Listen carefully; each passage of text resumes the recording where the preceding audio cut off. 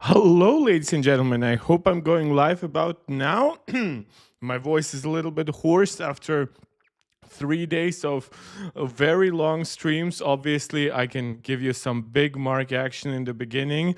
We have been very busy this week. We've been reacting to everything that Apple has been announcing so far: iPhones, iPads, MacBooks. Unfortunately, no Macs in terms of like desktop Macs, Mac Studio, and stuff like that. Okay, I now see my stream is working.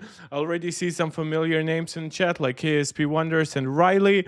I fully understand we won't have as many live viewers today as we did yesterday or the day before that. Obviously, we had a lot of new people coming into the community. Hopefully, some of you are going to stick around. If not, that's also fine. Just check out my channel occasionally. Maybe you'll find more interesting stuff along the way. But beyond all that, I'm just super grateful for the really fun days. For anyone who just chatted or super chatted, anybody who subscribed or joined the Discord, it all means a lot to me. And as always, I want to encourage you guys to keep being active, chat with me, tell me your opinions, your agreements, your disagreements. I love having a lively chat with you guys. Join the Discord where you can keep talking with me even beyond the live streams. Of course, keep suggesting topics of what I should react to, whether it's actual new news or new software releases, new hardware releases, reviews from other YouTubers, any kind of like relevant, tech relevant content that comes to your mind. I see Astuce iOS and Benveni joining the chat. I tried to do the stream today at a more opportune time. I know a lot of people weren't able to watch over the last couple of days. Benveni saying, watch the Tech Chap's new video. So I'm gonna make myself a little bit smaller now. As I said, I am as always super open to suggestions, as I am of course to any direct form of support like super chats or super stickers. You can also become a channel member right here on YouTube. Shout out to Angelica, Steve, Max, Maximus, and Jonathan, our Mark Tech Pro Max level supporters. And of course, I'm just as grateful if you just subscribe, like, share, comment. So we call it the YouTube Jazz here. And Art the Way came here after so long. Yeah, man, you haven't been here since like the M4 Pro and M4 Max announcements, haven't you? Man, like I really see now, like maybe I should have started my live streams yesterday and the day before that a little bit later, because I know we have many people watching either from the United States or from the UK. Like obviously I have only 1 hour time difference with the UK, but if I start at 4 p.m., that's 3 p.m. for people in the UK. So most people are still at work and then they catch my stream like 2 hours later.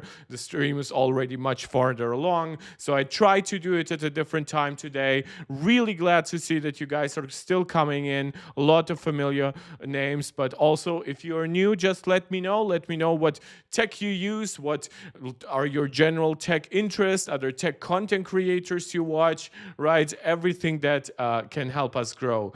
Yeah, and Ardaway saying you were busy with your college applications. Man, that for me is like 10 years ago now, actually even like closer to 11. So congratulations on your youth, and hopefully future congratulations on being accepted by your college of choice. So I did preload some stuff like Linus Tech Tips new video, because believe it or not, now I know a lot of you have a very negative view of LTT. Believe me, as do I. Like this channel got its biggest boost. I believe my wording was when the Gamers Nexus LTT drama started. I believe I told my mom, because she was like I was at that time visiting my family for a week, and she was like, "Oh, are you gonna stream?" Because I was like panically like putting up my microphone and everything, and I was like, on this story I can build my channel, right? Which is obviously a biblical reference, right? On this hill I will build my church. And that's also partially why we had a lot of more drama stuff content on this channel for a while. Now we are much more newsy, much more professional, much more reserved, but yeah, we still react to LTT, we still criticize LTT whenever applicable, but we do not go out of our way to create beef with other content creators, but we are honest if they screw up. Are the way saying, I guess Windows would be better than MacBook Neo? You mean like a Windows laptop at that price? Because like it really depends on what you want to do. Like the problem with the MacBook Neo is it is limited in certain ways, right? It has about the multi-threading performance of somewhere between an M1 chip and an M2 chip. It has 8 gigs of RAM with no path towards 12 or 16. But I would argue if you want more than the MacBook Neo, you're probably just way better off getting like a used, refurbished, or just simply discounted M4 MacBook Air, like just for the general experience. Now, I understand at the similar price range, you will get high refresh rate panels on Windows or even more storage. Thankfully, Apple has improved on that, or even more RAM, stuff like that. Or really, depending on what kind of form factor of laptop you're looking at, you might be getting a dedicated GPU on the Windows side, right?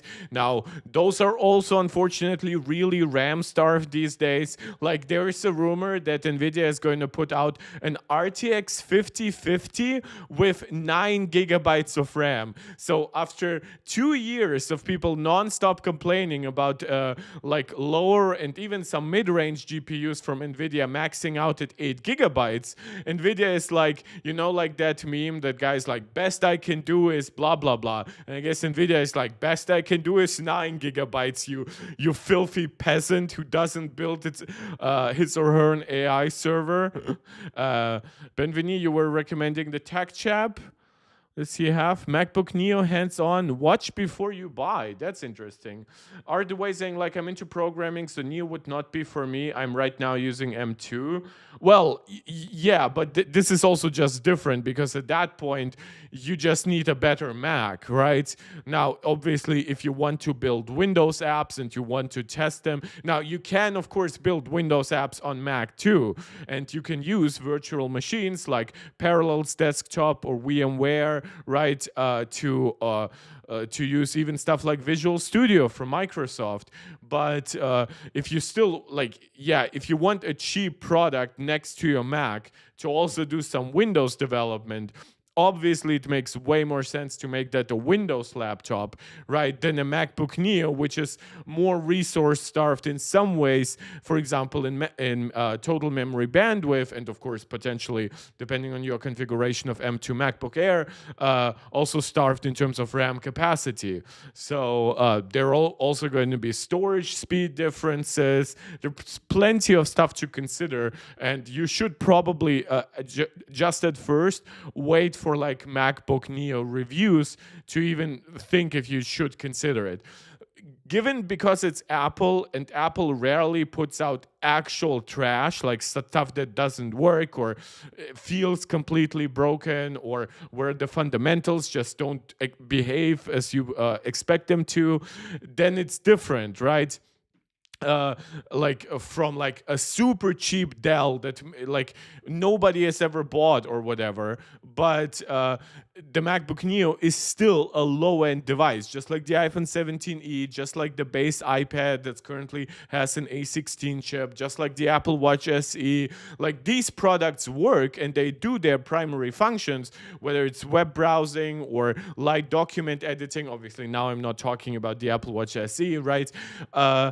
That's fine, but you should understand what are your exact use cases and what hardware limitations would prohibit you from actually living those out. Benvini is saying, since I'm average use for PC, which one do you recommend? I would only use for browsing and to read books, nothing serious with editing or transferring large files.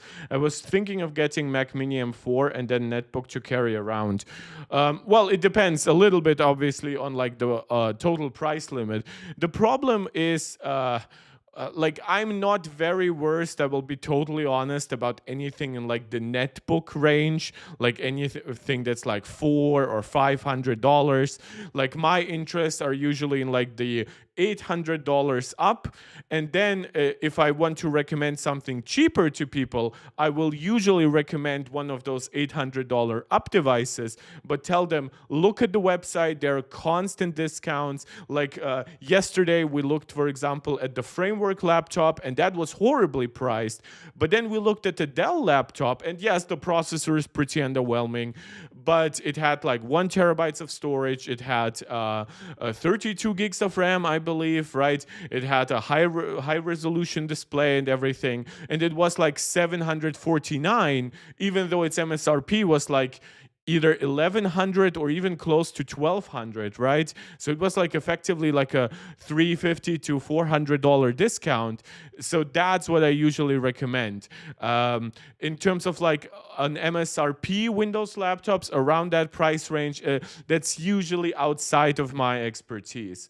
I've been missing my thing with Mac Neo, MacBook Neo, guys, not Mac Neon, is that I'm afraid I'm 4 years of macOS will be lagging. Well, yeah, that's kind of the point. This is why I am saying, especially right now, like the MacBook Neo at MSRP, in my opinion, only makes sense if you buy it with the education discount. So the education discounts pushes it from $599 to $499. For basically everyone else, I do recommend looking at M3 or M4 MacBook Airs that are discounted, and especially to look then at the 16 gigabyte starting configuration. As for what laptops are good Windows netbooks, that might like you should probably go to like a reviewer who I like. You probably know him, so it's not like I'm gonna like opening up China to you or anything, but Just Josh, he mostly tests also like mid-range to higher end stuff, but he also puts out regular videos on like what laptop is good at which price range and things like that. And I highly respect him. I think he overall does a really, really good work. So if that's of interest to you, check out his channel.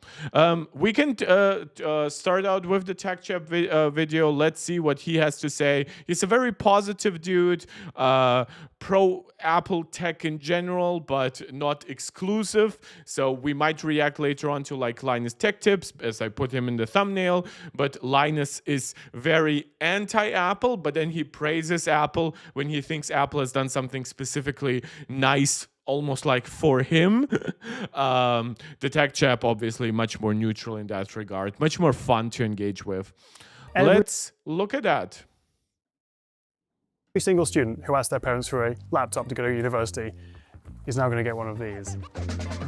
Yeah, Benveni, if that's fine for you, like a MacBook Air M4 with 16 gigs of RAM, obviously don't forget all M4 Macs start with 16 gigabytes. And if 800 pounds is fine for you, I wouldn't classify that anywhere close to a netbook.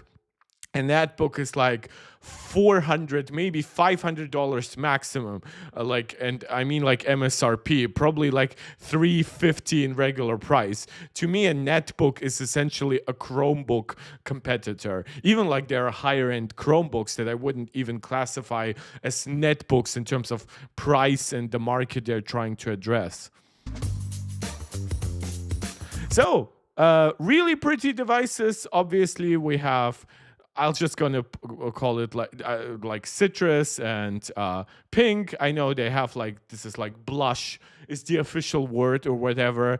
I really dig these designs. Now the bezel is bigger, obviously, but I have actually never been a hater of bezels if they're somewhat pretty. I hate bezels that are like completely asymmetrical and stuff like that. And obviously, if this was any larger, then it would be problematic. Obviously, these kinds of bezels would also be problematic on the higher end device. So anything like $800 and up. But I actually think this looks super pretty. And like, for example, like a pretty typical like student like issue that they will have with a laptop is like you will carry it around like on your hand, and maybe you're using it still open. That's why tablets are great. They're much easier to use with like one hand and carry around, right? Even while you want to keep using them.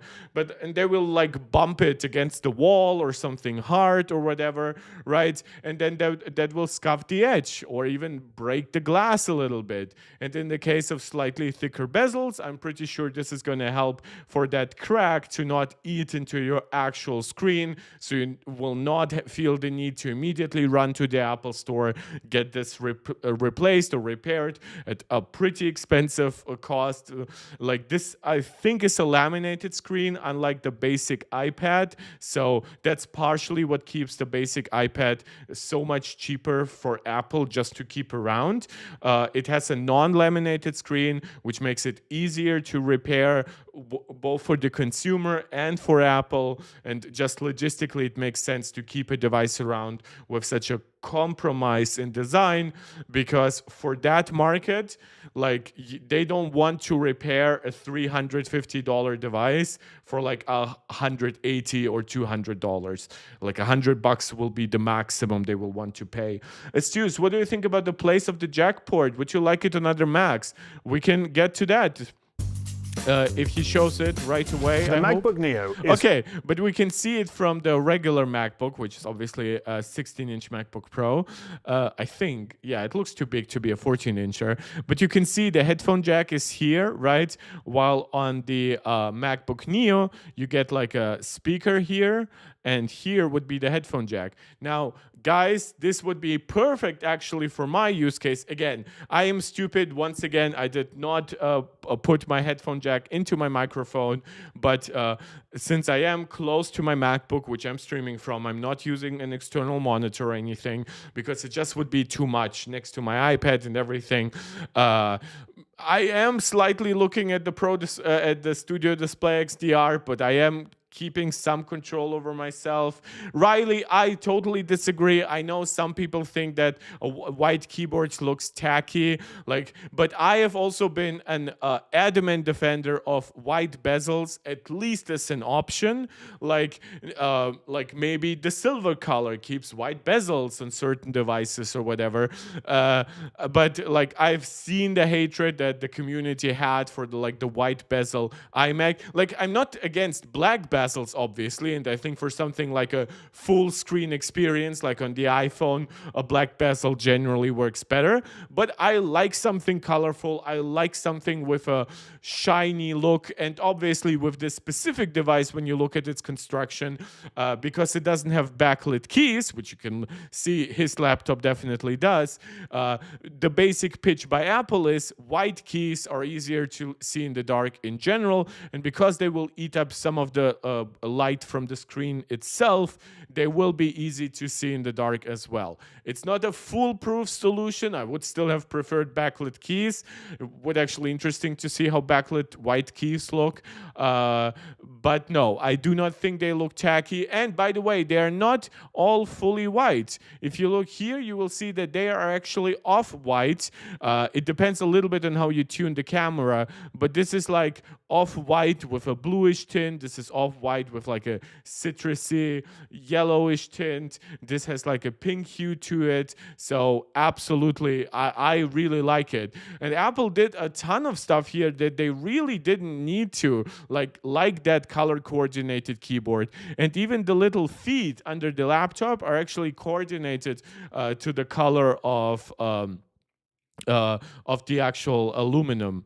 And because you were asking about the headphone jack placement, that one is obviously much closer towards you. So imagine sitting in front of it. You have to connect your headphone jack here, right, rather than here. That gives you more length to play with from your wired headphones. Now, do I think that this will come to other Macs? I don't.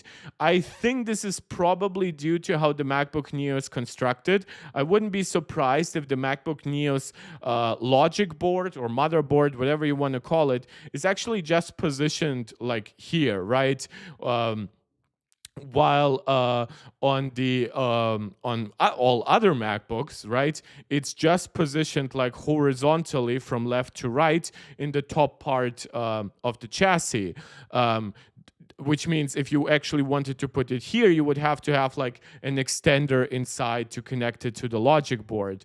So I don't think this will come to other MacBooks, nor do I think it's really necessary, but I definitely think it's a good choice for this MacBook. And if whatever internal construction Apple is doing here also helps it make it cheaper, then obviously we benefit from that. My personal prediction was for it to start at $699. The fact, obviously, that also now makes the $100 education price probably the largest percentage difference in terms of MSRP versus education discount. Like if you consider, for example, the education discount on the MacBook Air and making it go from like now $1099 or even previously $999, and it goes down by $100, well, that's a 10% difference, even a little bit less than 10%. If it goes down from a $599, that's a 16% discount. So not only is the education discount just attractive in general, but it actually makes it a percentage-wise better value. So I'm absolutely happy with decisions that keep the device cheaper. I think that down the road, Apple will adjust in certain ways. Like, for example, when you look at the iPhone 17e, the iPhone 17e got MagSafe, which Apple initially didn't want to put on the iPhone 16e. And that obviously, it's a few pennies of difference, maybe $1, whatever, with the actual magnets. Maybe Apple also put in a better wireless charging coil to go make it go up to 15 watts rather than 7.5. So maybe there are like a few dollars of price difference overall. But MagSafe has existed since 2020, since the iPhone 12. It's a very solved technology. 15 watts is a very solved technology in Apple devices. So there was absolutely no reason for Apple to omit it. And they listened to the community. They also were more generous with the storage, right? And I think that the next MacBook Neo, it's very easy to imagine the improvements it's going to get. Right now, it's on the A18 Pro that comes with certain limitations, like the 8 gigabytes of RAM that the iPhone 16 Pro also had. Also slightly slower memory than what other Macs use today, 7,500 megatransfers per second, while on the A19 Pro, it would be at least 8,533 megatransfers per second, or maybe even 9,600 megatransfers per second. So there's some difference between the memory speed on like the iPhone Air and the iPhone 17 Pros. But like, yeah, so the MacBook Neo second generation, easy slot in for a faster A19 Pro chip with 12 gigs of RAM. And if you actually also look at some other benchmarks, you will also find that the A19 Pro comes with way faster storage than the A18 Pro. So my personal prediction is that the current MacBook Neo probably maxes out at around 1.7, 1.8 gigabytes per second of storage speed, while the A19 Pro on the iPhone 17 Pro gives you storage at up to 3.5 gigabytes per second. So I think that those improvements are actually going to make it quicker and more responsive across the board, and then people will have less to complain about. We have Rosa joined the chat saying hello to everyone. Kevchata saying, hi, I'm late. Is everything inside Neo also soldered on?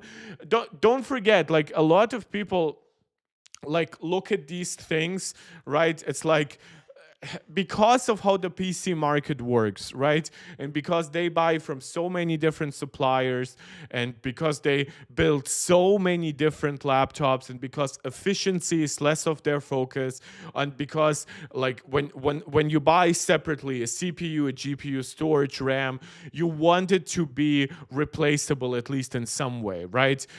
Maybe you will solder on some things because that will give you the necessary efficiency, the necessary low latency, right? But overall, you will try to keep it somewhat modular.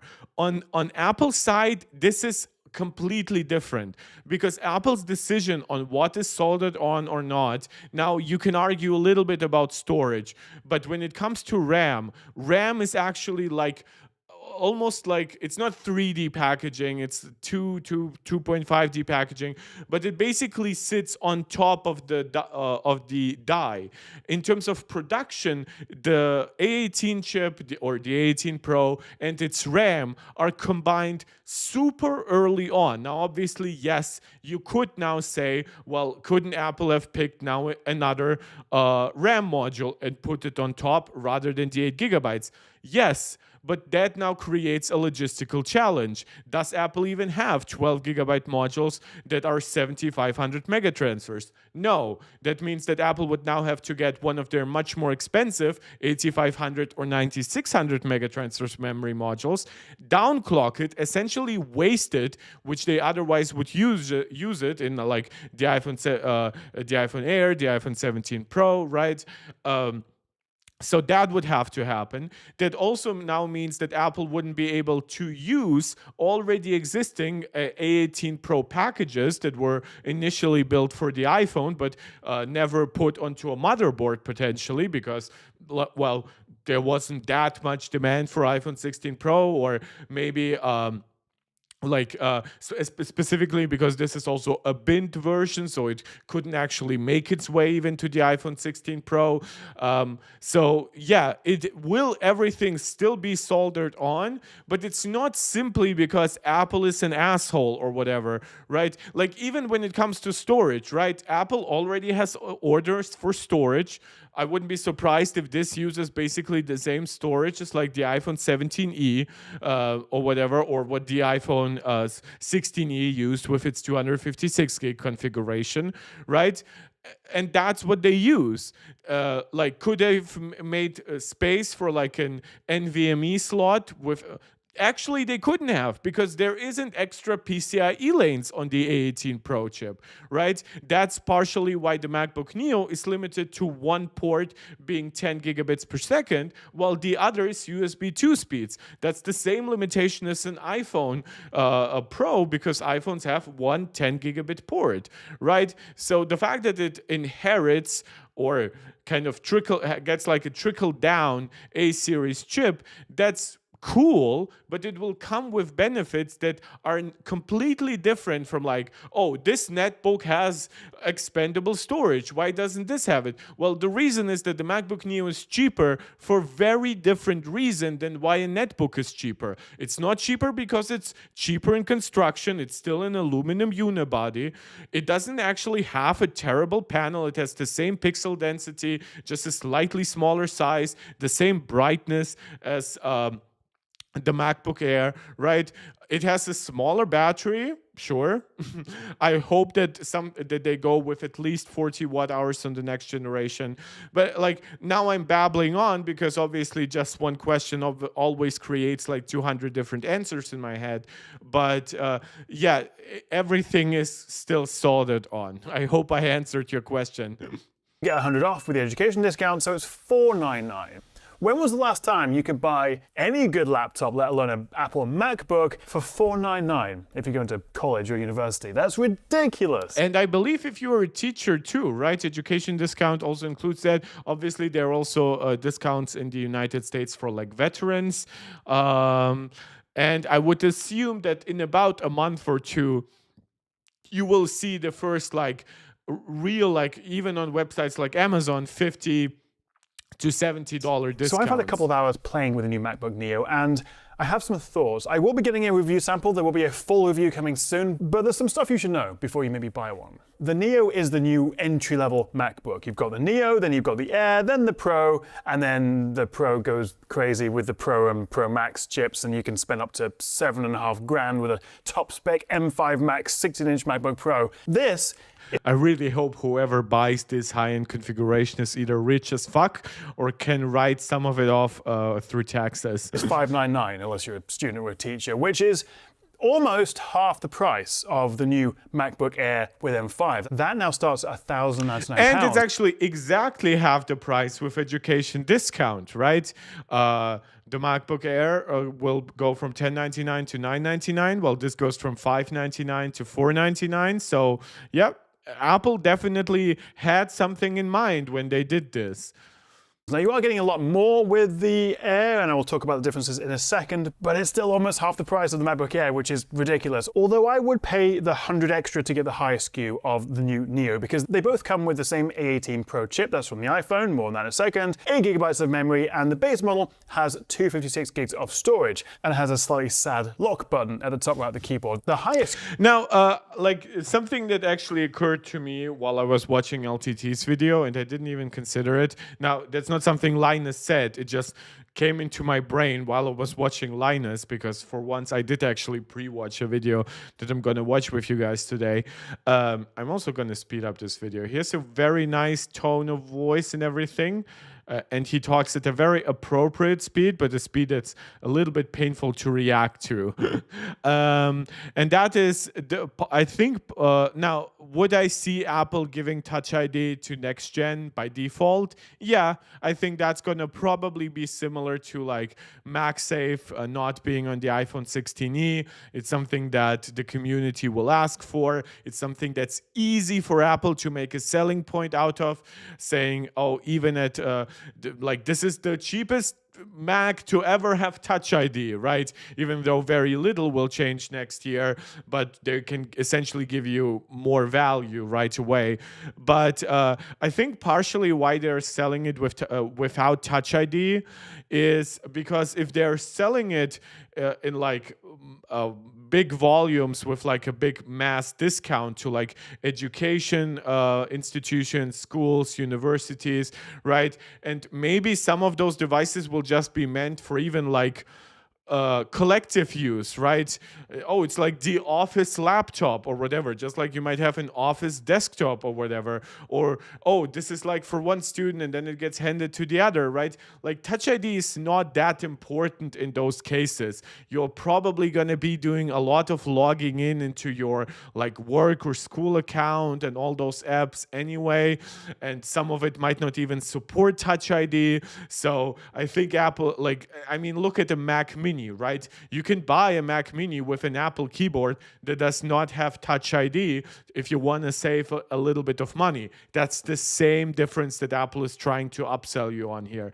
Ben Winnie is saying, I saw someone say that Apple has never had a silver laptop with white keys like this. Yes, Apple previously, when they were doing full silver, they actually had silver keys. So yeah, Apple has had white keys for a while. Obviously, they have the external Bluetooth Magic Keyboard, but they also have like their iPad accessories, which have white keys if that accessory is cheaper and does not have backlit keys. So that's a pretty good thing to look out for.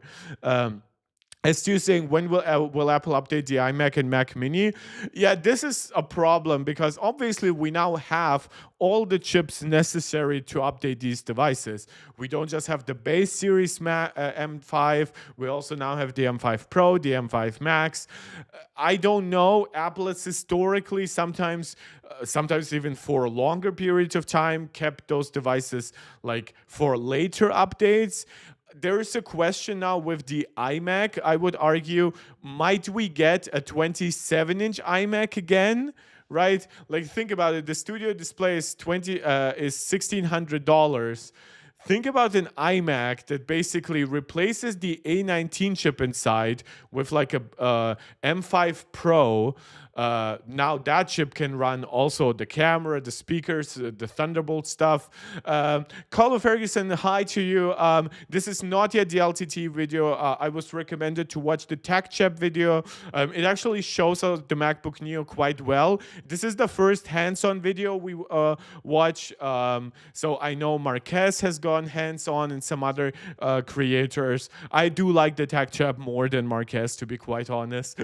So that's why we are watching this, and afterwards we're gonna watch Linus for his actual takes on the event, because he also comments on basically every product. Will also give me an opportunity to comment on all the devices myself. I mean, like, we are like 1.5 minutes into the video, and I've already been babbling for half an hour today. So clearly I still have a lot to say.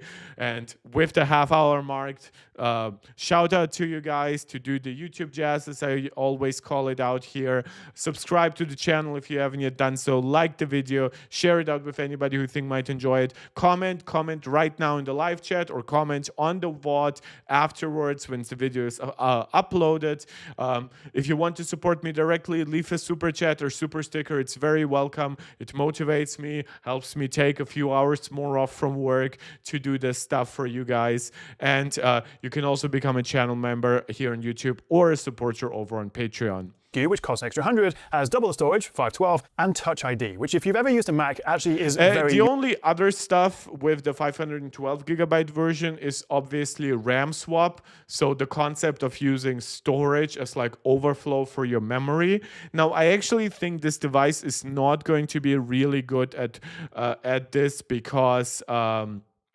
the storage, as I said, I predict it's actually going to be pretty slow. I predict it's actually as slow as on the 256GB M2 MacBook Air. And you remember what kind of like backlash that created from content creators like MaxTech. It was one of the few early topics that I covered on this channel in more detail. So I remember it quite well. So 512GB will be better for you. Now, I'm not sure 512GB will be any faster than 256.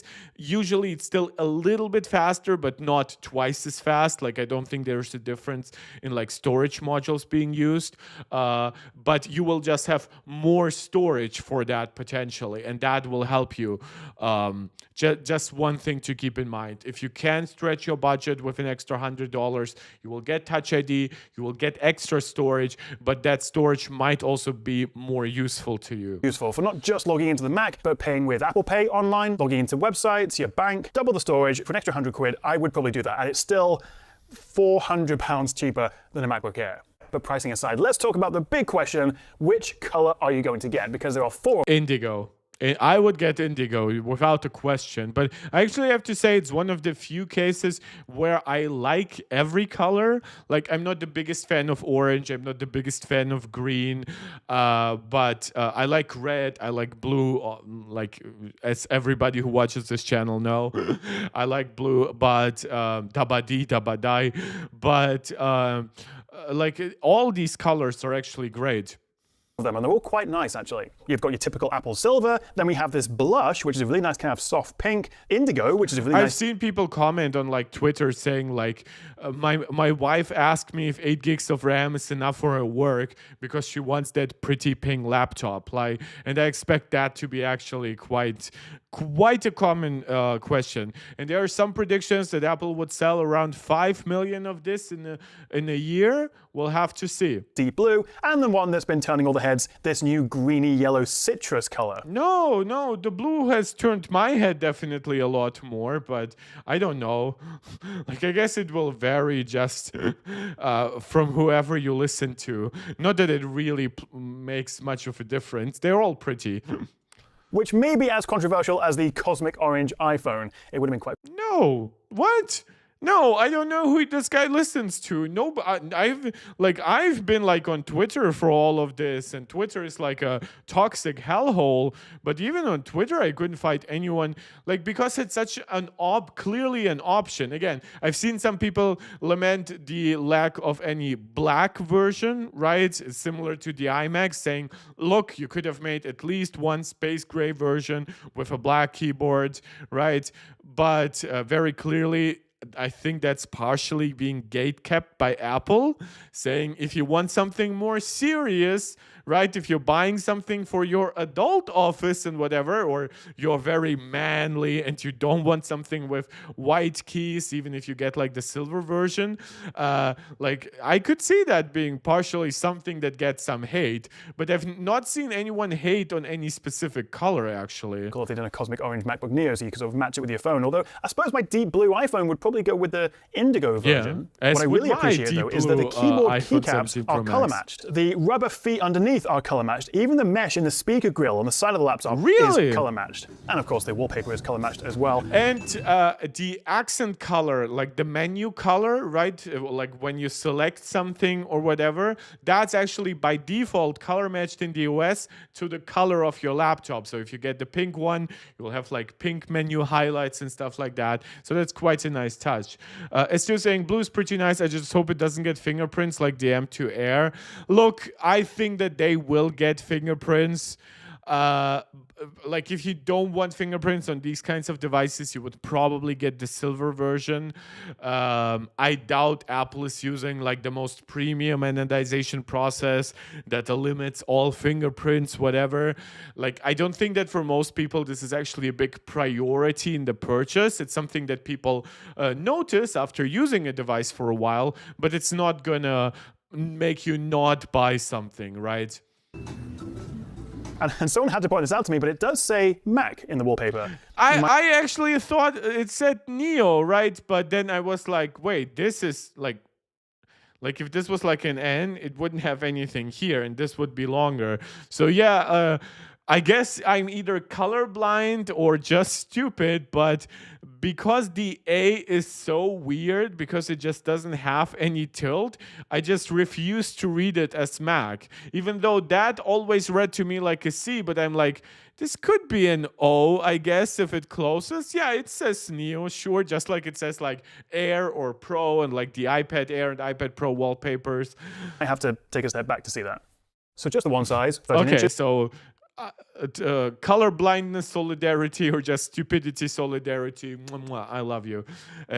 Neo would be nice in sage color. Yeah, I guess it would. I mean, there were rumors that it would be green, but I guess they kind of decided on like this middle step between yellow and green. It's still mostly yellow, this citrusy color, but it has some green tint in it. So I guess that Apple did that to not make it logistically too complicated on themselves.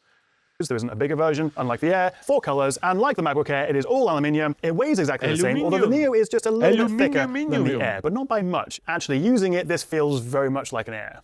It's very nice. However, they have obviously had to make some pretty big compromises to bring that price way down. The first one in terms of design is that there is no backlight to the keyboard, which in 2026 is a bit frustrating. Fine in the day, not so great at night. And if you are a student doing some 2 a.m., whatever it is you're doing at 2 a.m., then unless you know where all the keys are, it might be a bit annoying. So no backlight. Who the F uses their laptop for this? Like, for the thing he means?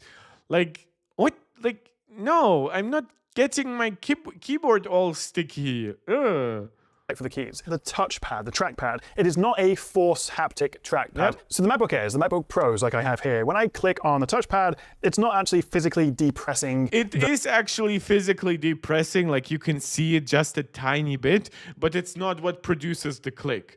It's just literally like you almost pressing into the component. A touchpad. It is just giving me a sort of haptic force feedback, simulating me pressing it down, which means wherever I press it is exactly the same, and it's all very nice. And this is more expensive. On the Neo, it is a traditional diving board kind of design. When you press it in the corner, the trackpad does go in a little bit into the chassis. It's actually fine. And I even found myself being able to click just as easily at the top and the bottom, which is not the case. That's one thing that Apple has always managed well. Their diving board mechanisms are not actually like diving board, like, oh, you can like press it only like this. Like, no, Apple's trackpads, even the cheaper one on the Magic Keyboard for the iPad Air, that's also not force touch.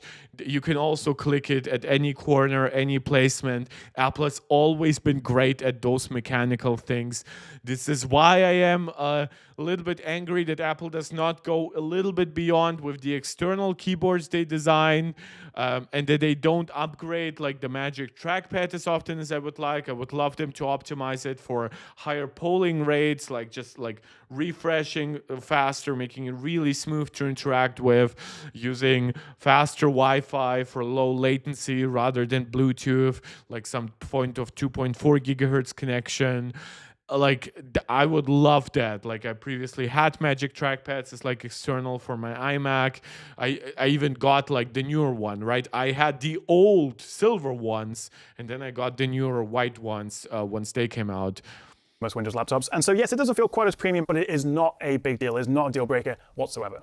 Also, the bezels, significantly thicker than the MacBook Air, which means you are actually getting a slightly smaller screen than the Air. Not really a big deal unless you put them side by side, but it does make the Neo look a little bit cheaper. Although maybe the plus side is that because you have these chunkier bezels, there is no notch on the MacBook Neo, which you may prefer.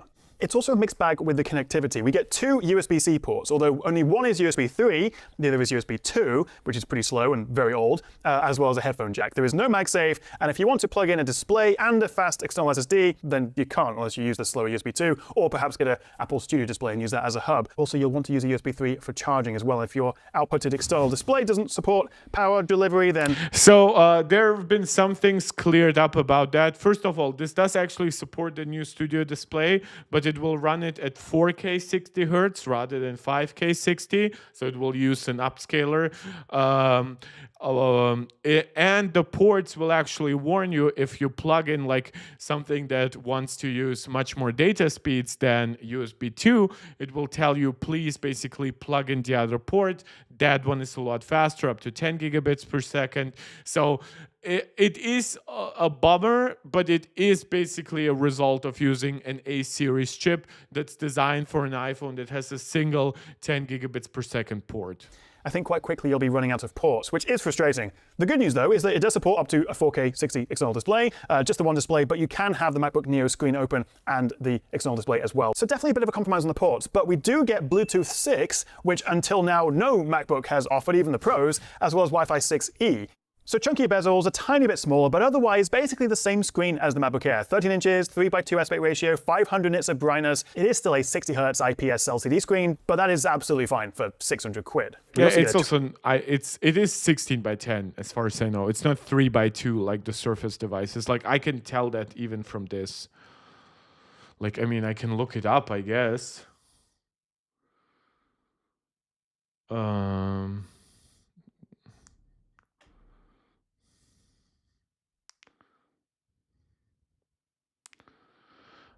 Which is MacBook Neo specs. So that's, what's its resolution? It's 2408 by 1506.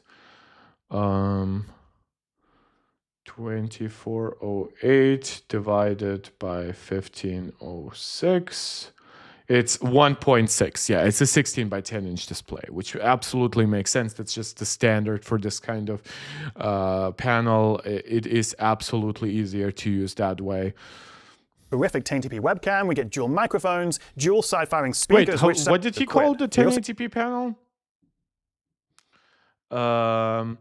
As you says about the accent colors, maybe you could get it on any Mac with. You don't need terminal commands. It's actually in settings. You can choose them. There by default, there's like multicolored. Basically, you can use it any way you want, whatever. But you can also just choose an accent color of your choice. I'm not going to go into the settings app because you guys would then see my full legal name and everything, but you can check it out. This is not an exclusive thing. Click sound is louder by a bit, I think. Well, that's probably also, like, if you mean the keyboard, that's probably, my guess would be from more hollow space inside. Like, I would probably guess that this device is not filled to the brim as much as other MacBooks. macOS 26.3 has MacBook Neo accent colors that can be enabled on any Mac with terminal commands. It shouldn't be even terminal command exclusive. We get a terrific 1080p webcam. We get dual microphones, dual side-firing speakers. I thought for a moment he said it's a horrific camera, but no, it's 1080p. It does not have center stage, but I would even argue, given the limitations of the current 12 megapixel center stage camera, that's actually preferable.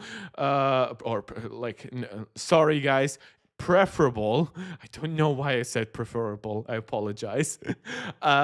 It's preferable because it is going to, like, given center stage, how ultra wide it is, right?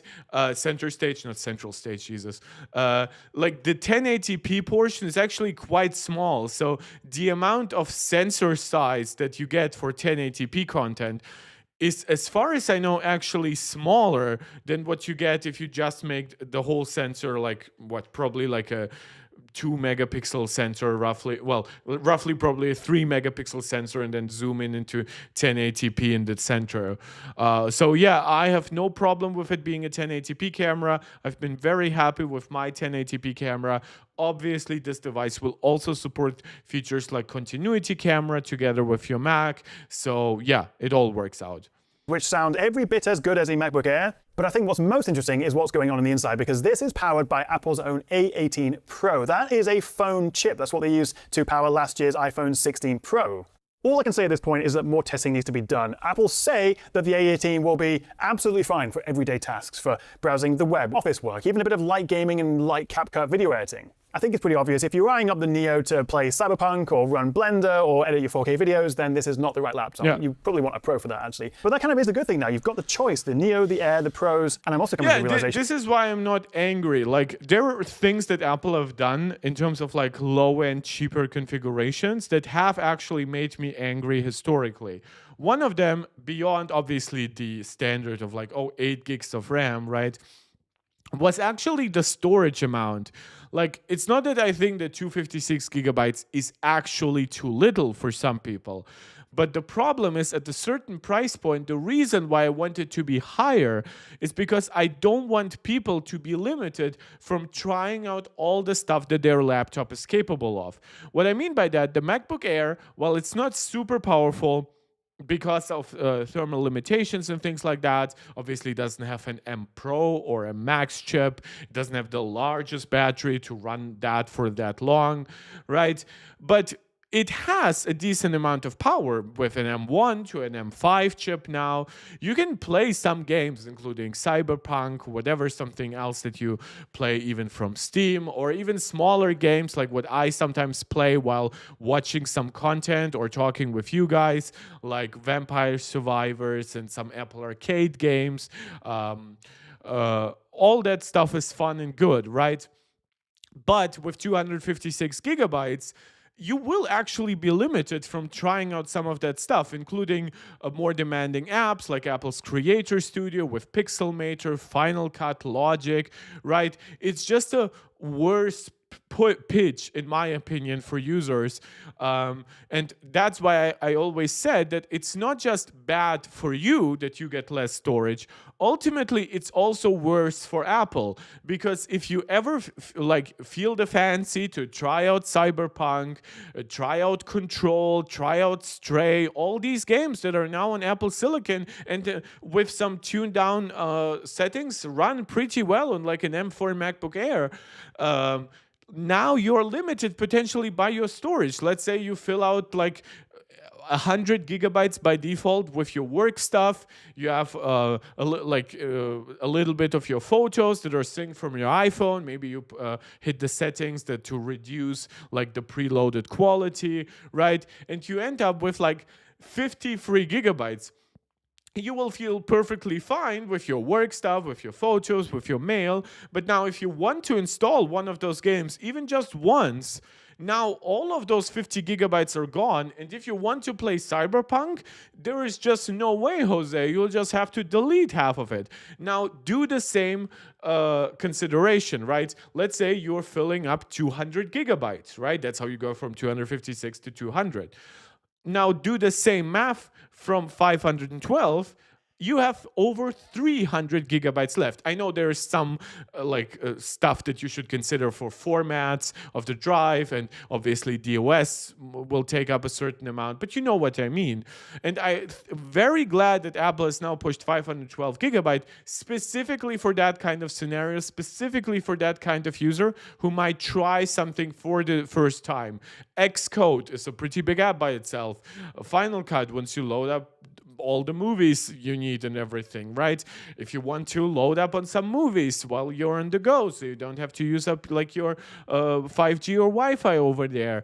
That's all very beneficial in my opinion. It's not that I actually think for regular day-to-day stuff 256 is unworkable, and I'm happy that now there's a device that saves on bill of materials and saves for you on cost by starting with 256. But I don't think this should have been the $1,000 MacBook Air ever since like the M3 generation. It took Apple until the M5 to get us there, and it took us a $100 price increase. Partially why I was like, especially I was pretty negative on the M2 MacBook Air, not because I was disappointed by the M2 chip. The M2 chip was fine. It has a solid CPU uplift, a great GPU uplift, more memory bandwidth and everything. I was like, wait, it's now $100 more, and it still has like 256 gigabytes. Why didn't you do what you now did with the M5?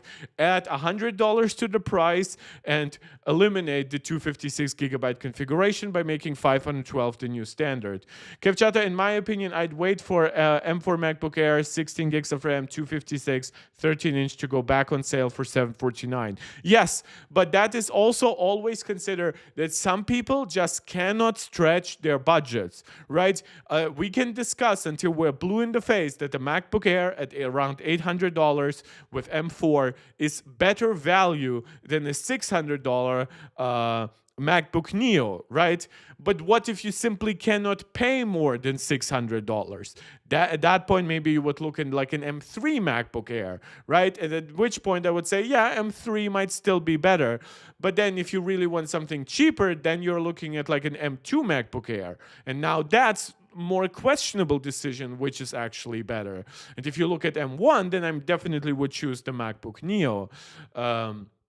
So yeah, there's a lot to. It's the same thing as with the iPhone 17e and with the iPhone 17. I 100% can say that despite having the same amount of RAM and storage and having the chip of the same generation, for most people, it's worth it to pay the extra $200 to go with the iPhone 17. The iPhone 17 is going to give you a larger, brighter ProMotion screen, which is more immersive thanks to the dynamic island. It will give you a better main camera and a secondary ultra-wide camera and a terrific selfie camera that, in my opinion, has actually made me take so many more selfies with my iPhone 17 Pro than I probably did on my iPhone 15 Pro and on my 13 Pro Max combined over like 4 years. So yeah, like, but some people won't be able to stretch their budgets, and they will also be much more dependent on stuff like carrier deals and subsidies. And if your carrier tells you, look, we have a deal through which the iPhone 17e is basically free with your contract, but if you want to get the iPhone 17, that's $200 more. Let's say you're one of those US families that only has like $300 to $350, less than $400 for emergencies.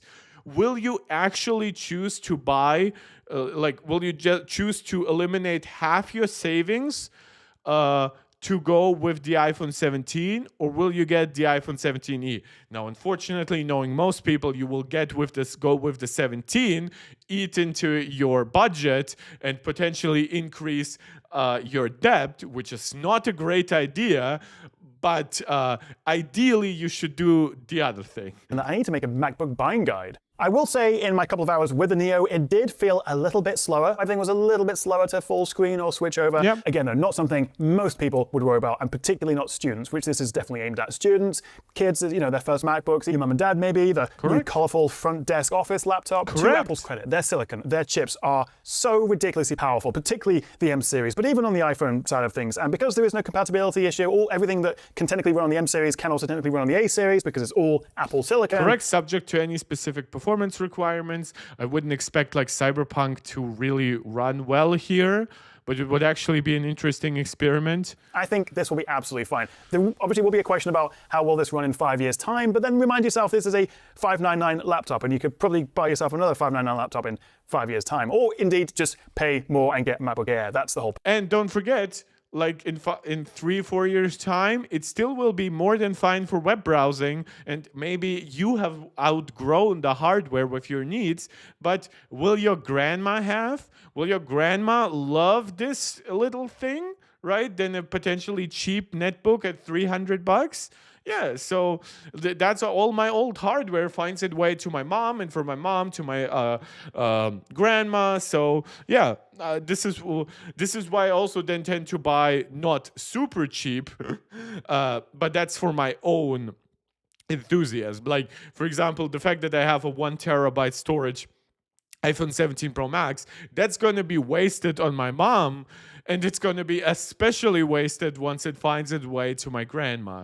So my next thought was, well, if we have a much lower power chip than the equivalent M5 on the MacBook Air, then surely the battery will last forever. Well, according to Apple, the Neo will give you 16 hours of battery life, the MacBook Air M5 18 hours. So the Air... that's actually for video watching. It's 11 hours on the MacBook Neo for mixed usage or web browsing, basically, and 15 hours on the MacBook Air, a substantially bigger difference. Will last longer. The reason for that is that we have a significantly smaller battery in the Neo. Just 36.5 watt-hours, much less than the 53.8 watt-hour on the 13-inch Air, but it will still easily get you through a full day, and that is fine. So that's the Neo. Downsides, I think the ports are a little bit limiting. You only have 8 gigabytes of memory, you can't spec any more than that, which may be limiting over time. And together with the A18 Pro chip and also presumably slower storage, combined, that I feel like that will slow the laptop down a little bit, and the lack of a keyboard backlight is a bit frustrating, but again, not the end of the world. Yeah, so if you're then thinking, ooh, maybe I should just get myself a MacBook Air M5, the new one, well, let me run you through it. What do you get if you spend an extra £500? You will get the new M5 chip, which is so much more powerful than the 18 Pro. You also get 16 gigs of memory and 512. We don't need this because we're actually going to watch the LTT video right now. That will also outline all of those compromises. The reason, before I start, the reason why I want to react to Linus here is because, I know some of you will probably tune in out now. And as always, guys, if you want me to react to something else, you are free to suggest something else. You are free to send a super chat to motivate me to either switch to something else or go to something else after I finish with my original plan, right? But the reason why I want to react to this is because sometimes I want to create a more positive understanding of other content creators on this channel. Obviously, this channel is really small in comparison to Linus. I cannot hurt Linus, but I still want to be fair. Anybody who follows me on Twitter knows that I point out when people for no reason attack either Apple or other big companies, and then somebody will say, oh my God, you're defending a big company. They have $1 billion marketing department. They can do that themselves. And my counter is always, the truth is for everyone, for the poor, for the rich, for the weak, for the powerful, right? The truth will set you free. And my truth about Linus has been historically that I think Linus has given Apple a very bad rap and never the benefit of the doubt from like his bullshit, oh, we broke the iMac Pro and Apple refused to fix it by giving us extra parts that aren't on sale separately. And Apple... Like it was such horseshit, and the way the broader tech community reacted to this was so uninformed. The same thing about the Bendgate, right? Apple has done wrong things, and the fact that the iPhone, not the Bendgate, sorry, the battery gate stuff, right?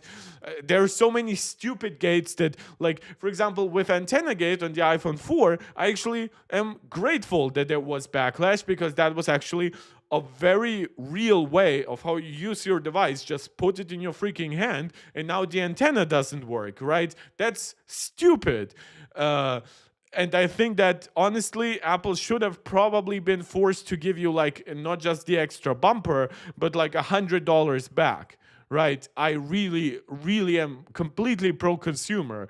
But in order for me to be pro-consumer in a case, there has to be a case. And in the battery gate story, there was no story. Apple was throttling the battery when the battery was already highly degraded to make sure that the battery could still provide, or they were throttling the performance because the battery could not provide enough power to the chip, and if it tried to go to a voltage or to a watt rating that it just wasn't able to handle, this could have fried your device internally or just caused a constant boot loops and shit like that. And like, yeah, I'm happy that after this, Apple started like making their batteries longer lasting. But what they did was just have a mitigation for a very natural thing, which is batteries degrade over time. And like people like Linus treat this as like Apple put basically like a bomb and then throttled it in your phone. It's so stupid. But the reason why I'm reacting to this, I'm showing you Linus can be more positive and more fair.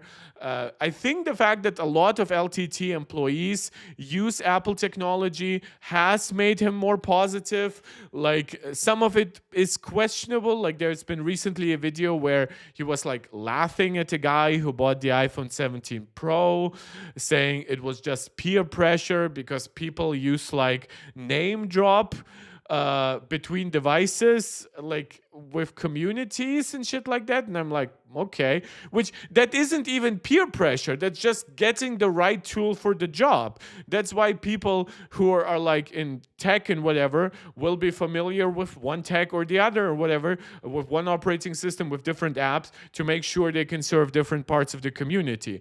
Ideally, if you want to connect to everyone around you, you should then also probably just have two phones at that point.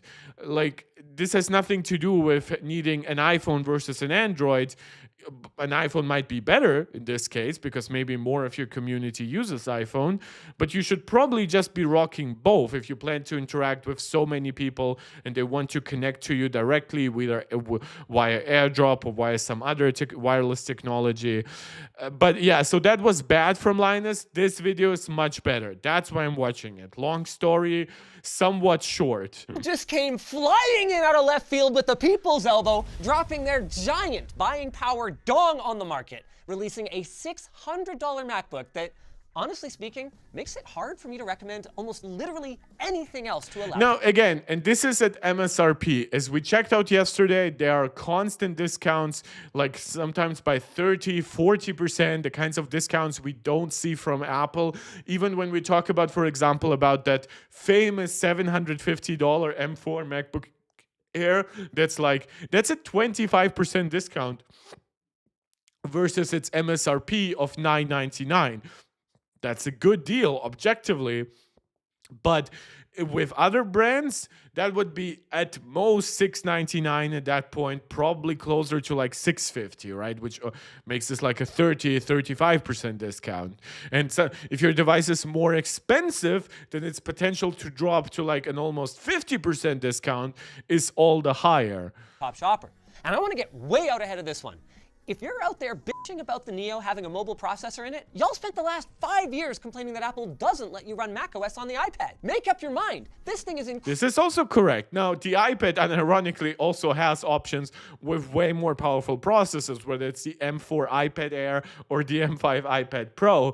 But yes, there is a big lack of consistency in the community about it all, because this is basically an iPad with the attached keyboard that's necessary to run macOS. It doesn't have a touchscreen, but hey, now given this price point, you could actually buy the base iPad at $350, probably discounted. If now you can use the very, very most basic one, right? Because you don't need the extra performance. You can just draw on this iPad and whatever. And hey, now you have two devices, and maybe you can even get 5G if you really want on that iPad. That's something that Macs have historically not offered. And you're still well under $1,000. Not with 5G, that's $500 plus $600 for this, but with education discounts, you're well under $1,000, right? So basically, stop the whining. Yes, I understand. It would be cool for many of you if the 13-inch iPad Pro that starts with 256 gigabytes, which is already not the greatest deal, unfortunately, supported macOS. It has a screen that's large enough. It has a processor that's powerful enough. It has a battery that's big enough. But alas, it's not. And But even then, if you were complaining that you weren't getting tandem OLED in the Mac, guess what? By the end of this year, you will have tandem OLED in the MacBook Pros. Incredible. And it's just one of the value-oriented options. I can't believe I'm saying this. We got the iPhone 17e. We got a replacement for the Pro Display XDR that is $2,000 cheaper and better in a lot of ways. Yep. And we got refreshed MacBook Pros. We got a refreshed MacBook Air. We even got this segue to our sponsor. The haters' take on the new $600 MacBook Neo is obviously going to be, ew, an iPhone chip and a laptop, it's going to be so underpowered. My take? Yeah, okay, it isn't going to be an Adobe Premiere powerhouse, but Apple isn't selling it as one. Their Correct. marketing is focused instead on web browsing, messaging, and using the powerful NPU to apply AI effects to your photos. Yeah, the last one is the one that makes me worry a little bit. Like, what's going to be the size of the LLMs that you can realistically fit on this next to... Oh, guys, by the way, I'm sorry. My iPad apparently had issues with the chat. I missed a few chats of yours. KSP saying, don't you think Apple should stay work with Apple ecosystem, at least for Macs, instead of telling it works with your iPhone, because unlock with Apple Watch, sidecar with iPad. Should stay work. You should really rephrase this a little bit more simple, because instead of telling it works with your iPhone, like, yeah, I mean, you mean like it's an ad slogan. Yeah, but like the iPhone is going to be the device that you most likely have, because that's Apple's best-selling product. And don't forget, if you have an Apple Watch, you most likely have an iPhone.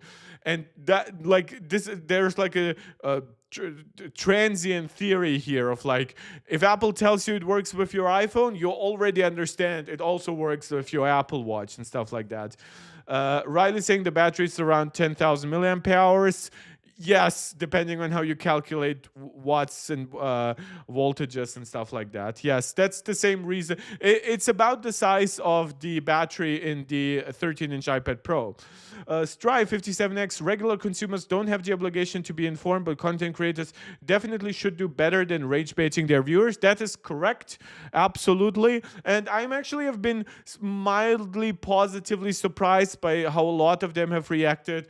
The likes of Hardware Canucks and other people like that. Many have been open about 8 gigs of RAM is a limitation, but you also shouldn't be afraid that it's like that your device is gonna explode and whatever if you try opening up a few extra tabs. Maybe you'll experience a slowdown, or you'll have to close a few tabs, or they will have to reload, which is how they should work, rather than slowing down the system. And the most have been pretty forward with both the limitations of it, but also that for its price, it's actually quite good. KSP saying Apple pricing strategy for the Neo at least is really impressive. I think it would have been crazy good if it was 12 gigs of RAM, A19 Pro, faster storage. Like, that's all I'm asking. Basically, a chip swap, because that chip swap would come with some necessary changes.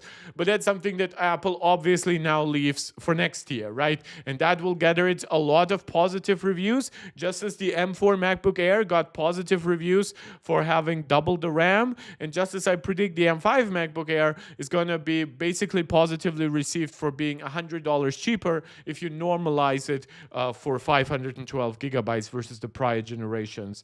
Riley saying the chipset is not as good as Intel for room heating purposes. Ka-ching, goddamn Riley. Astute, I would say the limits are going to be kind of small, like the same as your iPhone or iPad. I think like the max is 3B or something. Oh, you're telling which kind of, yeah, of course. The my only question here is like, how much does macOS take up to the point that 8 gigabytes on macOS is actually going to be less than 8 gigabytes on, funny enough, on something like the iPhone 17e, a device that's the same price with the same storage amount, but likely because of its A19 chip, its neural accelerators and things like that, might actually handle those tasks much better. Kev Chat is saying Neo is like a salesman laptop, no frills. Exactly. It's like a car without heated seats, right? It's like a car that has like a very small display, does not have a giant infotainment system, even though that applies to stuff like Porsche, which obviously is not meant to be cheap. But yeah, it's basically a no frills product. Even something like True Tone, which most people probably don't use, or it's just on by default and they don't even know it's there. Like, for example, I have True Tone on all my devices, but never use it. So I fully understand why Apple removed it from a no-frills device like the MacBook Neo. And you know what? For all of that stuff, this thing is going to be an absolute monstrously adequate machine. Now, there is the argument that 256 Guys, we're about an hour into the stream. There are plenty of people watching, which is really nice to see. There's some momentum we are taking from the previous stream, which is always really encouraging. If you're watching and enjoying this, please subscribe to the channel, like the video. Likes really help. It costs you nothing. It's just one click, and it basically gets us up in the algorithm, helps attract new people, so that's tremendous. Comment both live. Now you guys see, whenever my live chat on my iPad isn't frozen, I do love interacting with a lively live chat, getting your opinions, your agreements, your disagreements, your suggestions for content. You can make it a super chat to support me directly, or consider becoming a channel member. Any small donation goes a long way to help me make more streams, help me make longer streams, and to put more effort into the streams by preparing for them for longer, doing more reading before it, all that stuff. KSP asking, you don't use True Tone, why? I actually really liked True Tone when it originally came out. I think it was really useful, especially on early OLED. That's what I remember. When I got like the iPhone XS Max, I found that True Tone made it really nicer to look at, especially like throughout the day, right, closer to the night. I'm not sure if OLED just naturally emits more blue light, and that's why it's good to turn it yellower. Right? D3 color gamut without a piss filter on top of it, right? The full HDR capabilities without it being either randomly cooler or warmer, because I also felt with artificial light, it never reacted quite as I would like it to. Like, I'm not saying it's actually wrong in the way it behaves, but I just didn't vibe with it. So I think True Tone was really important around the time it was introduced, and I used it religiously for like 3 to 4 years. But over time, I just fell out of love with it, because I feel like Apple screens got so much better. They got so vibrant. They got so color accurate while maintaining that vibrancy that it just felt wasteful to use True Tone on top of it. storage and 8 gigs of non-upgradable, even from the factory, unified memory. Yeah, so this is the one thing, again, and I outlined already why stuff here is soldered, why there is no big choice. So 512 gigabytes of storage. Some might say, well, why doesn't Apple make that 512 gigabyte model like $50 more expensive, but give it 12 gigs of RAM, or hell, even something like 10 gigabytes, just something to help it. But that's just not how Apple's supply chain work. They have 8 gigabyte modules from the A18 Pro, from the iPhone 16 Pro. They basically collected A18 Pro chips that had to be binned down from 6 GPU cores to 5 GPU cores, but the amount of memory that they can accept more memory than 8 gigabytes. Obviously, they're 64-bit devices, but because they were built for that module, like anything else would require Apple to take either already an A19 Pro chip or take the storage from an A19 Pro chip. And while the chip is basically being manufactured, plop it on top of an A18 Pro, basically wasting more expensive storage that might even be supply limited right now for Apple. So that's why in 256 gig configurations and 512 gigs configuration, you're still stuck, quote unquote, with 8 gigs of RAM. Strive saying at some point we also got to address the horribly optimized Electron apps using more RAMs than they should. Yeah. This is in a way why Apple introduced like these web apps that you can put in your dock. I guess because Apple's response was like, some stuff is just better in a website, an actual website, rather than an app that's basically a website, but designed to be like ridiculously wasteful. But yeah, overall, this is partially why I know some people like we reacted to Drew from Tailosive Tech, like some people really hate on iPads. I think people underestimate the quality of life difference of using native apps for so much web stuff, for Netflix and Disney Plus and things like that, right? Because you're always logged in, which on Safari kind of works, but some websites really don't like staying logged in. Things like that. You can close it and everything, and you're still logged in, whatever. You don't have to keep a tab open for any of that. They will natively work with Face ID and other stuff. They will support higher resolutions. They will be better optimized for the encoders and, for more precisely, for the decoders that are on your device. So I fully understand, and I still fully support, and this is why I really dislike this part of the current AI craze, saying that we are moving beyond apps, right? Saying the web is an operating system, AI is an operating system, right? And the apps are just websites or utilities that are part of a larger LLM.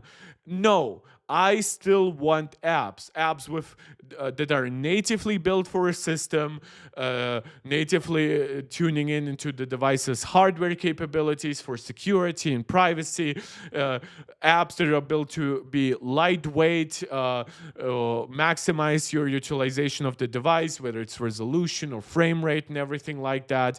Apps that are built to be functional and scalable, that you can build for your iPhone, and then you just stretch it out in a way, and with some help from Apple's APIs, it actually readjusts the UI and it works perfectly well on an iPad. That's the future. That's the past that we kind of had, the present that we still mostly have, and the future that I'm worried about. Kev Chatter, by the way, at Best Buy, iPad Air M1 256GB trade-in value is $225. It cost me originally $500. Yeah, don't forget, whenever you trade something in, there is a risk involved for that buyer, right, for that store. That means that, like, look, it might look like everything works, but they might find a discount that will force them to either get rid of the device or repair it. They will also have to try sell it to somebody and make a profit on that sale. They will also have to deal with the warehouse costs of now having to house it somewhere, and they now also have to give you a warranty when they sell it to you. So yeah, absolutely. This thing is e-waste from the moment it rolls off the production line. But hear me out, you guys. Was it not already e-waste for those Starbucks novelists and Facebook Marketplace addicts that instead were buying much more powerful machines before? Yeah. Like doubled, like a lot of that stuff is like 70 watt-hour batteries, and for people that basically always keep their stuff plugged in, or they have like chips that are easily 2 times as fast as what would be necessary. Ironically, they might be a little too slow when it comes to single core performance, but multi-threading is then too high, and because the device has to account for that multi-threading, it now has a fan and a bigger cooling system. That's literally e-waste in your device, because it's literally electronics that are wasted on you. This is actually a really smart perspective from Linus, and it's something that I've always struggled to articulate, because I don't want to be an asshole and say like, oh, this you don't deserve this device. It's more like you don't need this device, but it's really hard to point that out nicely. Not be better if those folks used up less of our precious supply-constrained NAND and memory right now? Yep. Just saying. Besides, I actually don't really think Apple had a choice here, due to the way that die is packaged with the DRAM on top. In order for them to reuse it, they were kind of stuck with 8 gigs of RAM. Also, to Apple's credit, KSP, e-waste, their screwdriver itself is an expensive piece of trash. I don't know. I've never like bother to look up. Like, I feel like Linus does way too much merch, and I feel fine about meaningless merch, almost like your hoodie or your t-shirt, right? Because God knows, yeah, you show to the world that you're an LTT fan. Congratulations. But I always feel bad when it's like supposed to be like an actual utility, like the screwdriver or even the backpack, and they always come out like, oh, we have improved this merch, right? And I'm like, and then they list stuff that I'm like, wait, really? You put out a $200 backpack that like had so little internal space and whatever, right? Like, really? Like, why? I mean, clearly because you could, and then you improved it once people stopped buying it at a certain price, which I guess is kind of how capitalism is supposed to work. But also at the same time, I'm like, you could have given people a better value from the beginning. Long-term software support means that as long as I'm stuck with 8 gigs of RAM, they are too, and with very few notable exceptions, like the first-gen iPad, the Apple Watch Series 0, whatever that was.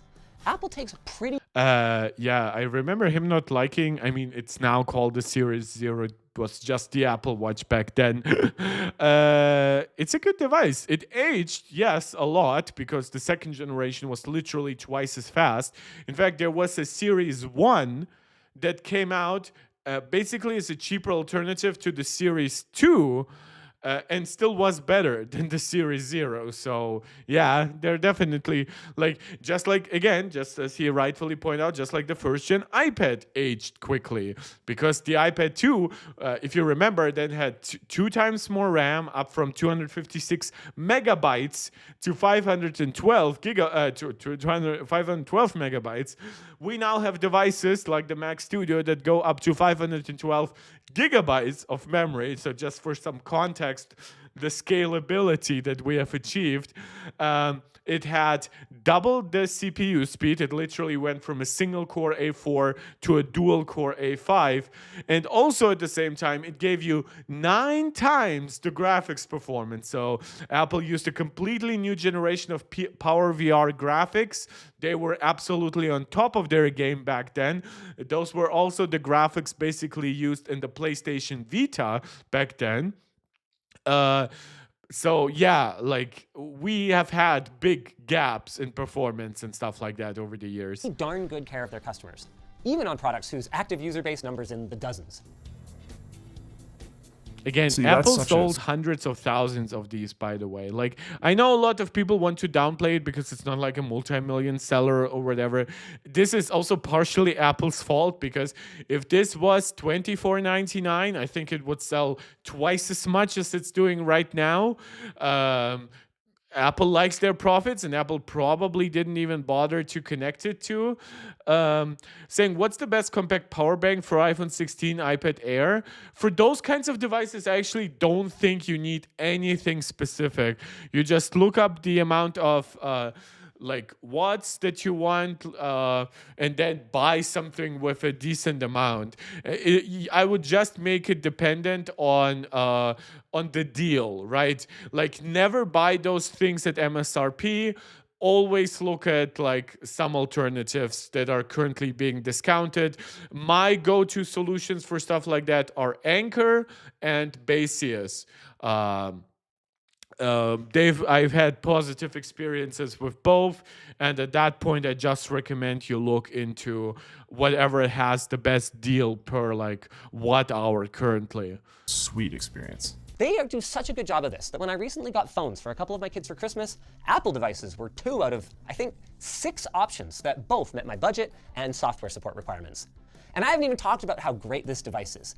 Apple is claiming 11 hours of mixed use and up to 16 hours of battery life, not to mention that it runs without a cooling fan. And because it uses their lower-powered A-series silicon, it probably straight up doesn't even need a fan in order to... Yeah, like, when you look at how much aluminum there is in this device, like yeah, it like we talk about stuff, and I know we are enthusiasts, we really care about this, like for example the vapor chamber on the iPhone 17 Pro, or the vapor chamber that's rumored to come to the M6 iPad Pro, right? These are all cool things, but when you combine an A series chip with a MacBook sized chassis, and that chassis is still like solid aluminum and everything, like at that point, you know, like those videos that Max Tech used to do where they put like a heat spreader in the MacBook Air, making sure that the heat spreads over a larger surface. The problem is that those heat spreaders also notoriously don't actually conduct that heat that effectively, so they end up trapping some of it before they spread it. So they're actually great for like high medium usage, but really bad for like prolonged actual max usage.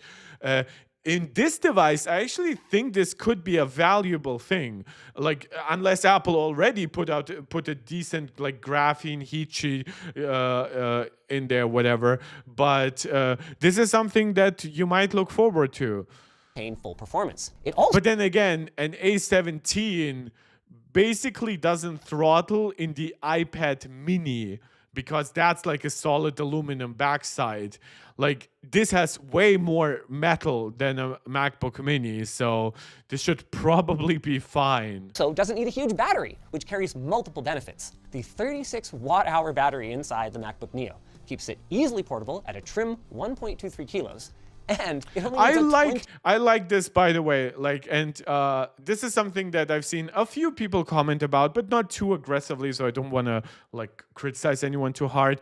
I've seen some people ask, why is a device with an A series chip, which needs less cooling, with a battery that's so much smaller than the MacBook Air, a smaller screen and everything, like fewer speakers, why does it weigh as much as the MacBook Air? Well, part of it is basically that it's designed to be less premium, less miniaturized. I would bet that the motherboard, the logic board, is far less complicated and basically like a flat layout and everything. I mean, it could conceivably take just a motherboard from the iPhone and be hyper compact, but that would be an interesting choice.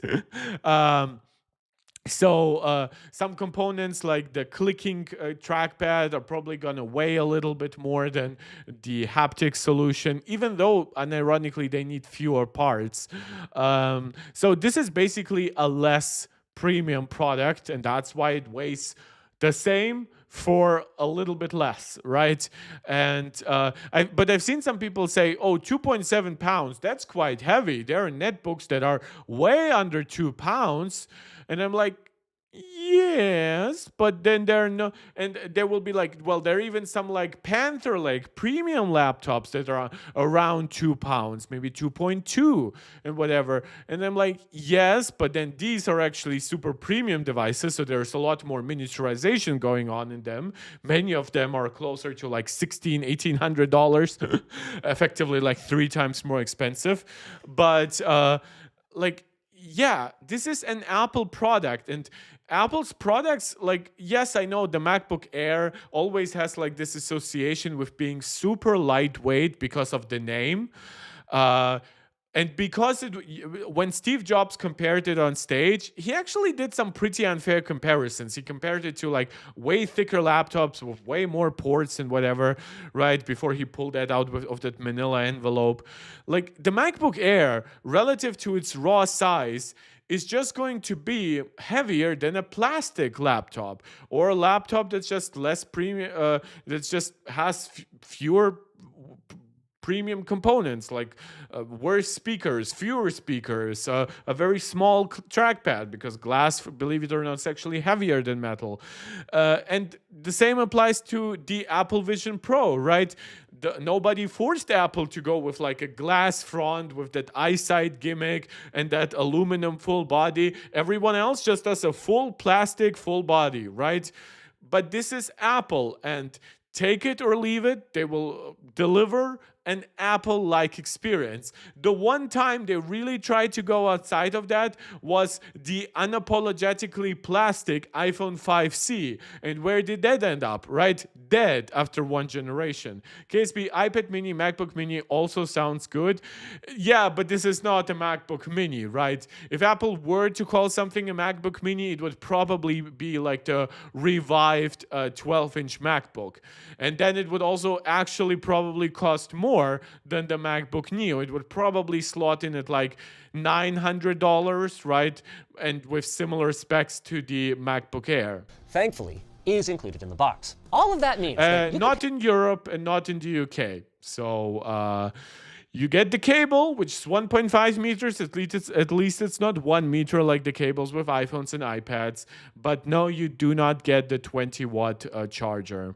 Pick up a reasonably priced battery bank, like this really cool. They wear double your Neo's time away from the wall. Surely it's got an aluminum. Was this an ad? Like, I skipped that even in my initial viewing. Okay, he's pointing out it's a premium build. Chassis, a liquid retina display with anti-glare that tops out at a very solid 500 nits. That's perfectly acceptable for an office or school environment, or even outdoors if you could stay out of direct sunlight. Apple also went to great lengths to make it clear that the keyboard is their familiar, Oh, I called the iPad Magic Mini a keyboard. MacBook Mini. Oh, okay. I guess because I'm saying MacBook so much. Thanks for correcting me. And even the trackpad is, okay, it's smaller than other MacBooks, but it's still multi-touch and a very decent size. This thing even packs a 1080p webcam, spatial audio support on its dual speakers, and a second noise-canceling mic for video calls. Okay, but then we turn it on its side and yeah, the connectivity is a bit of a downer. Thankfully, we get a 3.5mm jack. But if you want to plug in a USB-A device, One thing that I've seen people discuss is that it doesn't support high impedance headphone jacks, but believe me, you are not pairing this with a high impedance pair of headphones. or even an external display, you're going to be resorting to a dongle. I'm getting flashbacks to the 12-inch MacBook from 2015. However, it is worth noting that, sorry to break this to you, 2015 was over 10 years ago, and nowadays, everything from external drives to gaming headsets to office monitors can be found with a USB-C connection. Yeah, like I use a 3.5mm pair of headphones, but I actually have the same earpods and USB-C. I tend to fill up all my USB-C ports and my MagSafe while using this. I have one cable going to my iPhone to charge it. I have one cable going to my microphone. Obviously, through it, I could also use my headphones, as I've pointed out. And then I have one adapter with Ethernet, but I could also connect something to that adapter. Like previously, I actually had my USB headphones running through it. I could also obviously do like a very weird thing where I have that adapter and then the iPhone cable there. It's not necessary with a MacBook Pro with 3 USB-C ports. But I also have to say, I would easily give up my SD card slot and my headphone jack for a 4th Thunderbolt port, especially now that it's all Thunderbolt 5. We're going to pair it with AirPods Max like the girl shown in the commercial image. Yeah, I mean, it's also quite an unbalanced perspective in terms unbalanced pair in terms of money, right? The AirPods Max cost about as much as the MacBook Neo, but I get what you mean. Yeah, Riley saying you can get a Neo and AirPods Max. Yeah. Another nitpick. While Touch ID is featured very prominently in the marketing for the device, it's actually not supported on the base configuration. It only comes on the 512 gig model that costs $100 extra. Also, the keyboard lacks a backlight, which is As you're saying, I actually use my SD card port, but I could give up my HDMI. My problem with it's actually a problem, unironically, that I have with the SD card slot, but not the HDMI. At least Apple brought up the HDMI to HDMI 2.1. The SD card slot, now, it's not necessarily Apple's fault. It's the fault of the industry. The very weird thing that happened with the SD card specification is we have SD Express now, right? And that's why the Nintendo Switch 2 features micro SD Express, right? So the logical thing here would be, okay, let's say Apple introduces SD Express to their device, but there are no SD cards with express speeds, only micro SD cards. So my iPad started like buffering. But I think it's the fault of the iPad. Yeah, it seems to be working. 2010 vibes. But because we don't have big SD Express. Okay, so KSB, it was buffering for you as well. Thank you for letting me know. It seems to be working now. So I'm not sure if that's an internet issue or an OBS issue. That probably was an internet issue because OBS showed like shows no frame drop, so it shouldn't be like a problem with like the processing. Probably had some internet issues for a moment. I switched my. I think I'm myself at that fault here because I had my iPad using Wi-Fi, which usually my iPad actually is connected to 5G while I'm watching myself. After a stutter, I'm back. Okay, good. Then we can return. What is otherwise such a modern-looking machine. With that said, this thing can be had for as little as $500 with an education discount. Oh, I see somebody joined the Discord while I was talking. That's really nice. Really loving this engagement with the community, guys. To anybody who's watching right now, and again, liking, sharing, subscribing. I've mentioned that now a couple of times. But you will also find the link to the Discord in the description of this channel. So if you're interested in engaging with the community beyond the streams, I post quite a lot on there. People post their findings, reviews, opinions, of course. So if you want to go to our Discord, I highly recommend that. You know what? I'm actually gonna invite members, have the link to never expire, and post that just in the live chat for anybody who might still be on the fence and might want to join the Discord. And as always, guys, I do not want to stream necessarily for a full 3 hours like I did yesterday. I think yesterday was actually 3.5. But if you want to share with me some suggestions on what I should react to beyond this video, again, this was a very spontaneous decision for me to watch this. I actually had some free time at work and I browsed YouTube and found this LTT video and actually found it quite interesting. So, but if you want to suggest something else and if you have still questions or whatever, let me know.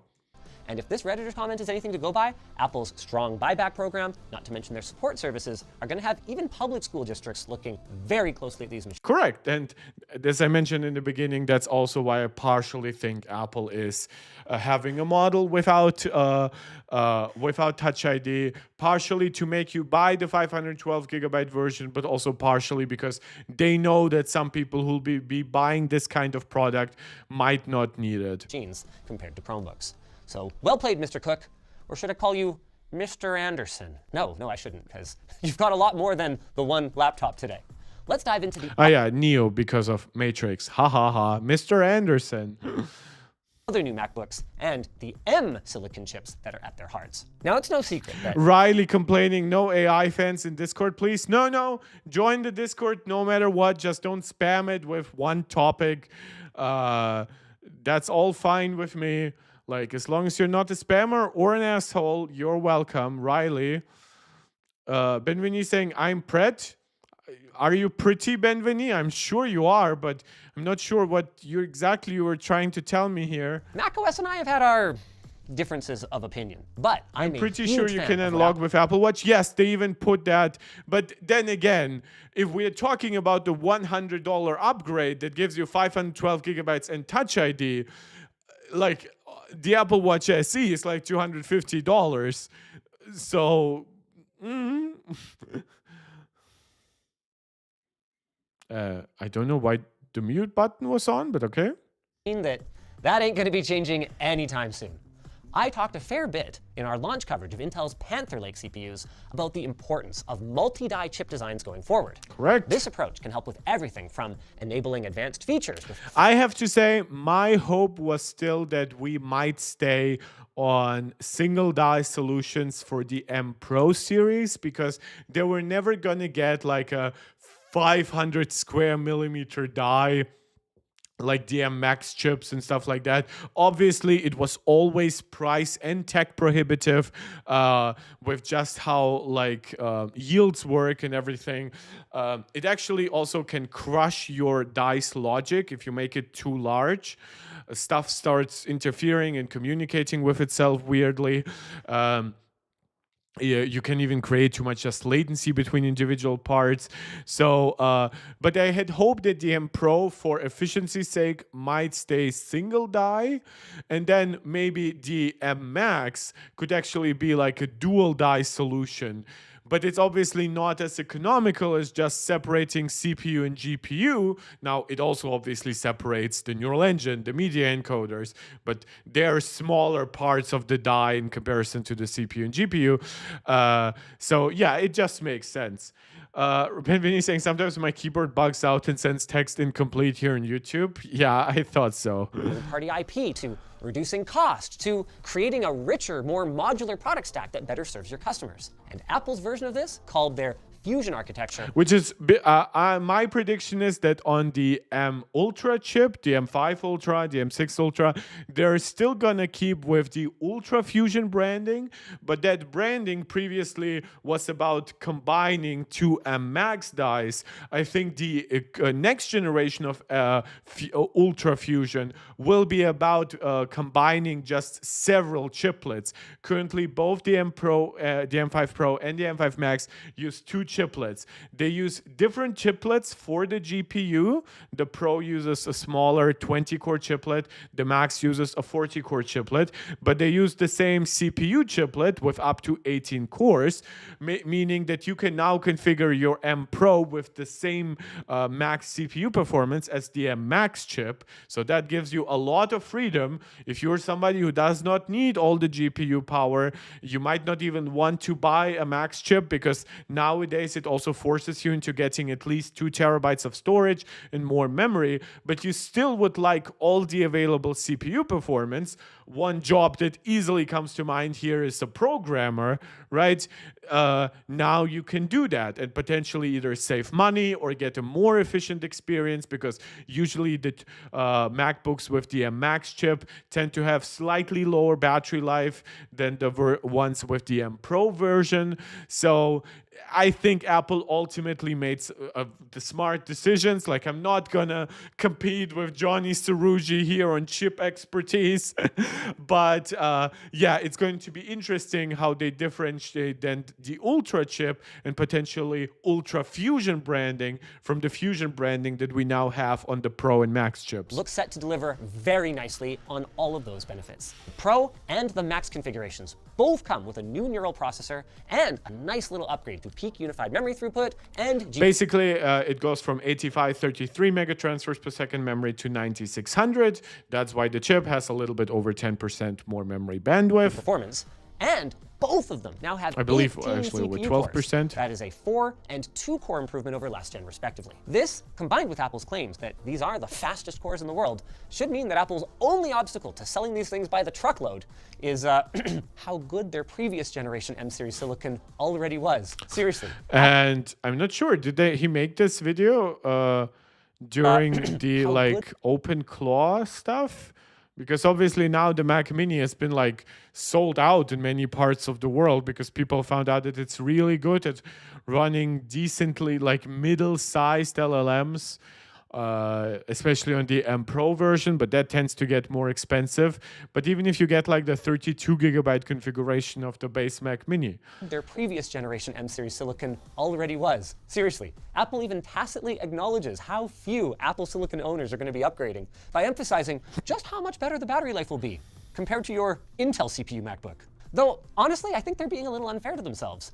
If you're a heavy network user, for instance, like if you edit video over a NAS, the Wi-Fi 7 capability of Apple's new N1 networking chip could be a game changer for you. As well, Thunderbolt and, well, granted, you can combine, use 10 gigabit Ethernet, basically even on the MacBook Neo, because it has a 10 gigabit port, but obviously now your one fast data port is taken up. So with Thunderbolt Max, you can connect an accessory that even has 10 gigabit Ethernet and still have 30 gigabit on a Thunderbolt 4 port, and then on the Thunderbolt 5 port, it's just a completely different story. It's a nice little cherry on top.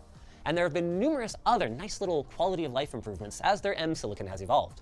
Like the first gen was limited to HDMI 2.0. Anything newer does HDMI 2.1. And the M4 series was the first to get Thunderbolt 5 with its whopping up to 120 gigabit per second bandwidth. Yep, that's also correct, but this is why the MacBook Neo does not support the Studio Display XDR at its full resolution.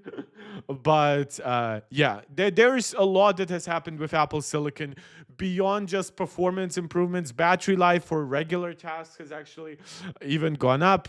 Obviously, just from M1, just 1 year later, you got the option to go with M1 Pro and stuff like that, which obviously has a completely different performance profile. It has a ProMotion, mini LED, all that good stuff. And then once you move up to the M4 generation, that opens up to like 1000 nits of SDR brightness, quantum dot panels with higher pixel response time. So a lot of good stuff. Sorry. Don't know why, but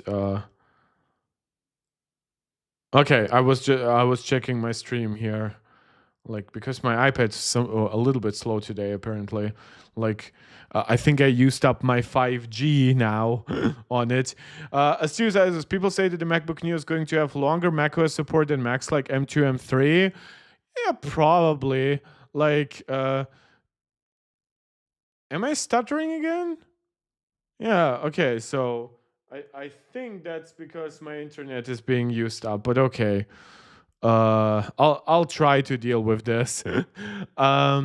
I guess there are probably like at the moment like people coming from work and whatever, and maybe using up the internet here in the house. But basically, I think, yes, I think the MacBook Neo is going to be supported for longer than those devices because it's on a newer architecture. It has faster single core performance. So yeah, my bet is it would be get at least 1 year longer support, especially than the M1. We'll have to see about M2, and I could see it being roughly in line with M3. Boost mode. Though it is worth noting that on both M4 and M5, the base non-Pro Max Ultra chips are still limited to Thunderbolt 4. Now, a major question in all of this is, of course, pricing. But I am pleased to say that even amidst a RAM-apocalypse that is wreaking havoc on affordability for PC users, Apple has managed to mostly hold the line. They did eliminate... So this is also, like, I also actually watched the Snazzy Labs video, and Snazzy basically said, oh, these are price increases. Like, getting rid of the lower-end version is a price increase, right? And functionally, it's actually not, and nominally it actually is. So it's actually kind of the other way around from how these things sometimes work. And I just believe that getting rid of 512 gigabytes on the MacBook Pro is just as correct as getting rid of 256 gigabytes. You can, like, on the MacBook Air and the base MacBook Pro, I think we effectively got as close to a price reduction as we are gonna get in the current market, which is you're getting more storage for a little bit more money than the base version, but ultimately for less money than the same storage configuration cost a year ago. Now, some might say, what about the iPhone 17e that got double the storage at the same price, right? Or now the MacBook Neo having as much storage as a MacBook Air at $1,000 1 year ago. Well, the point is that these devices are just built to be cheaper, and there are only so many leverage points that Apple can have for these devices. And I would also argue these devices probably have still pretty decent profit margins to spread itself out. Apple does not need to get a second or a third camera for the iPhone 17e.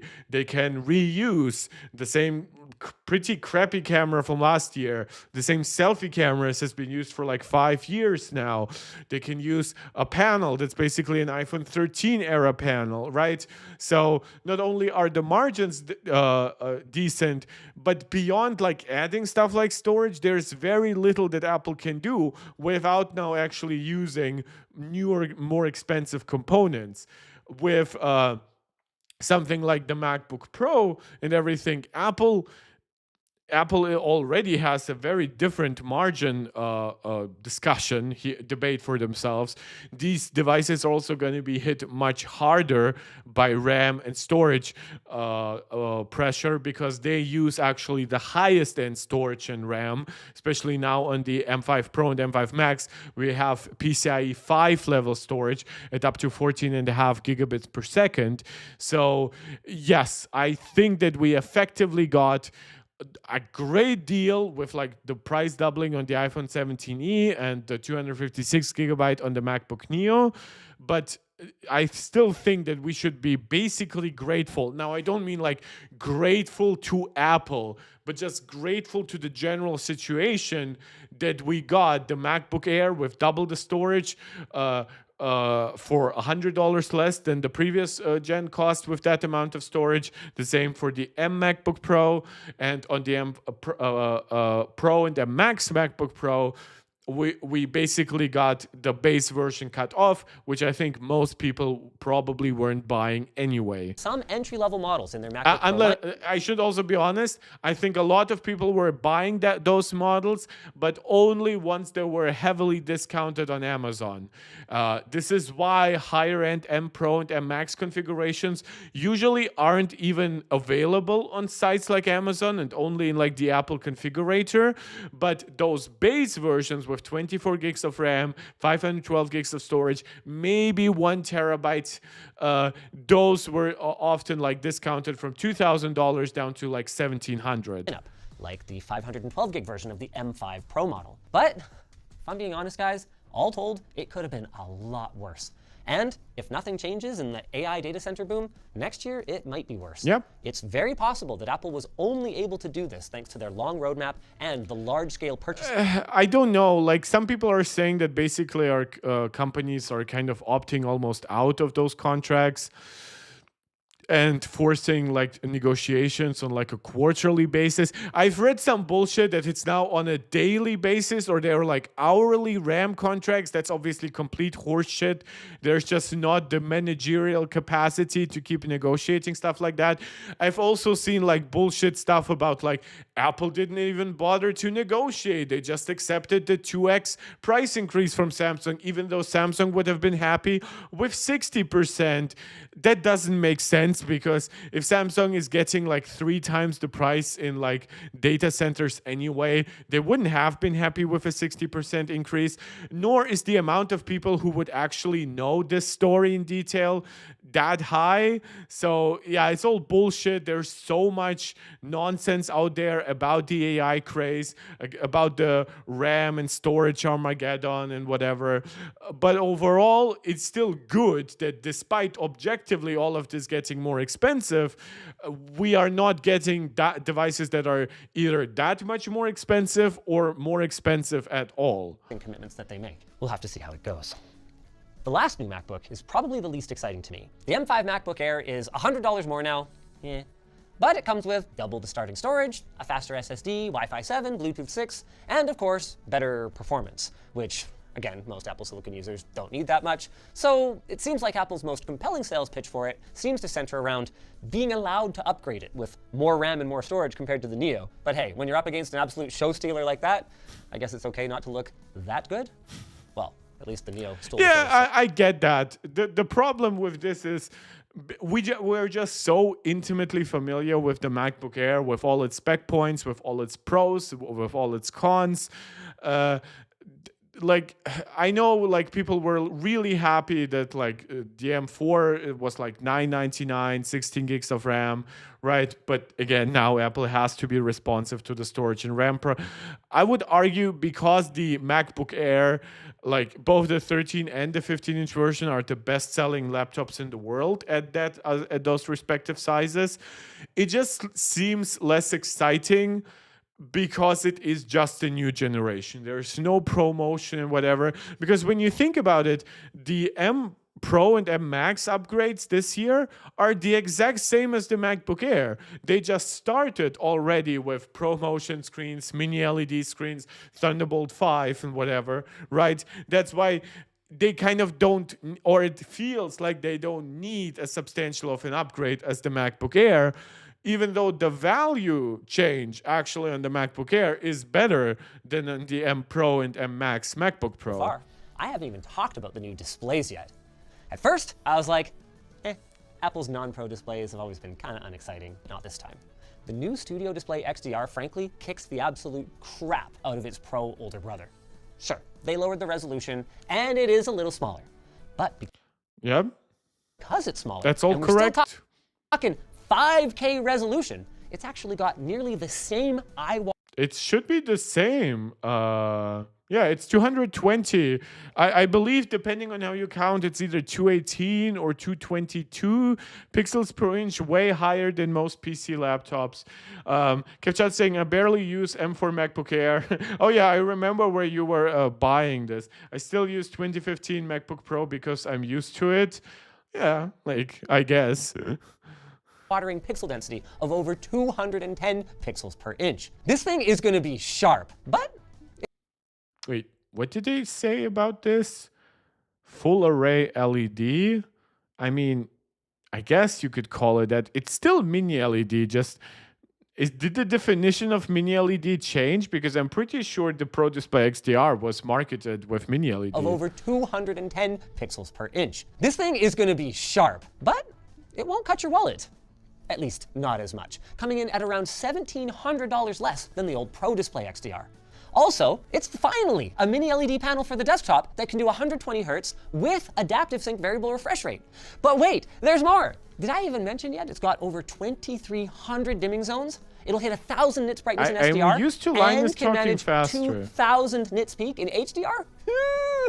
And the I/O, ladies and gentlemen, we're going from a single Thunderbolt. So I've said that the Studio Display XDR is a bit too expensive, but obviously, yeah, like if you have Linus money, $3,300 is not really a dent in your wallet. 3-port with 96 watts of charging and 3 USB-C ports running at USB 2.0 speeds, to not one Thunderbolt 5 port with 140 watts of charging, but how about second Thunderbolt 5 port, albeit without charging. And okay, we're only getting 2 USB-C downlinks, but this time they're running at 10 gigabit per second.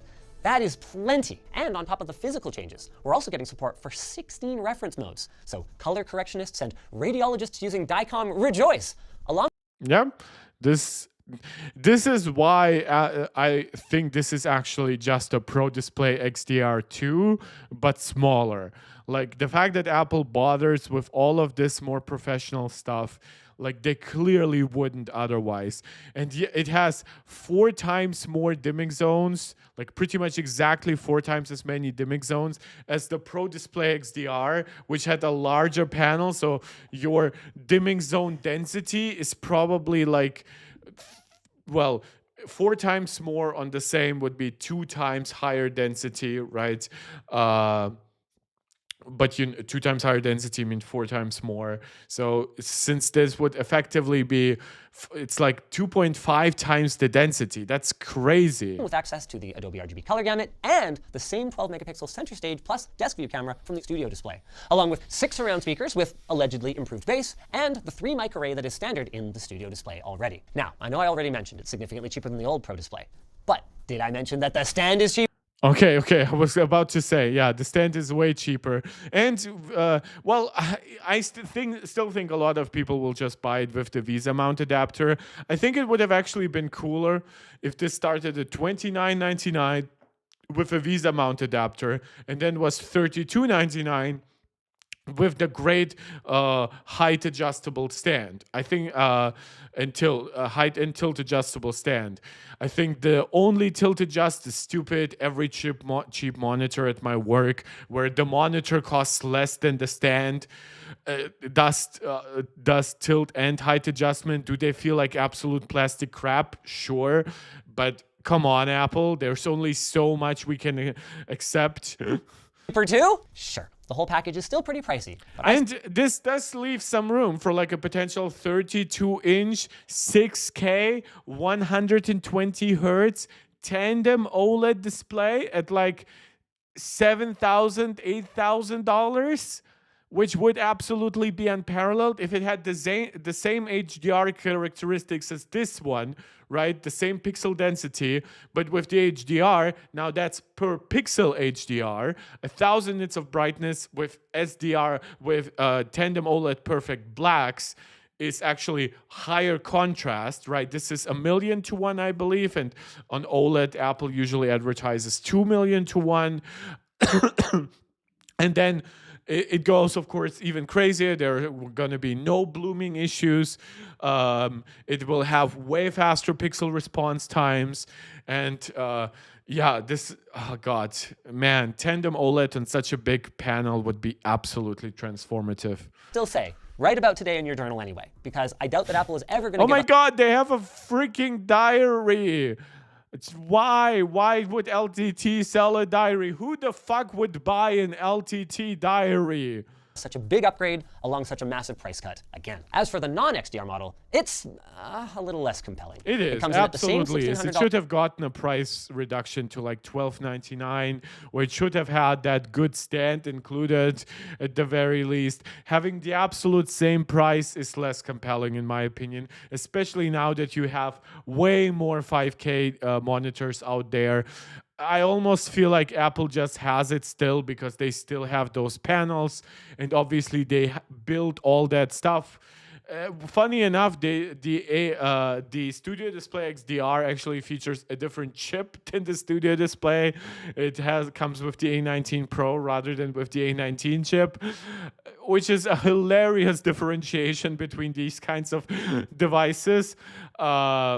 But yeah, I wish it would have had at least ProMotion. As you were paying before, but now with similarly upgraded Thunderbolt and USB-C ports, albeit with slower charging speeds, and we get the desk view upgrade for the 12-megapixel center stage camera. I would have really liked to see at least 120 hertz on a display that costs over $1,000 in 2026. But hey, it's 5K resolution, and not everybody wants that. So they use their diaries to write their scripts and sell unused ones. On that subject, it looks like the lowercase e iPhone naming. Maybe actually a used one that had like an LTT script with all its versions, right?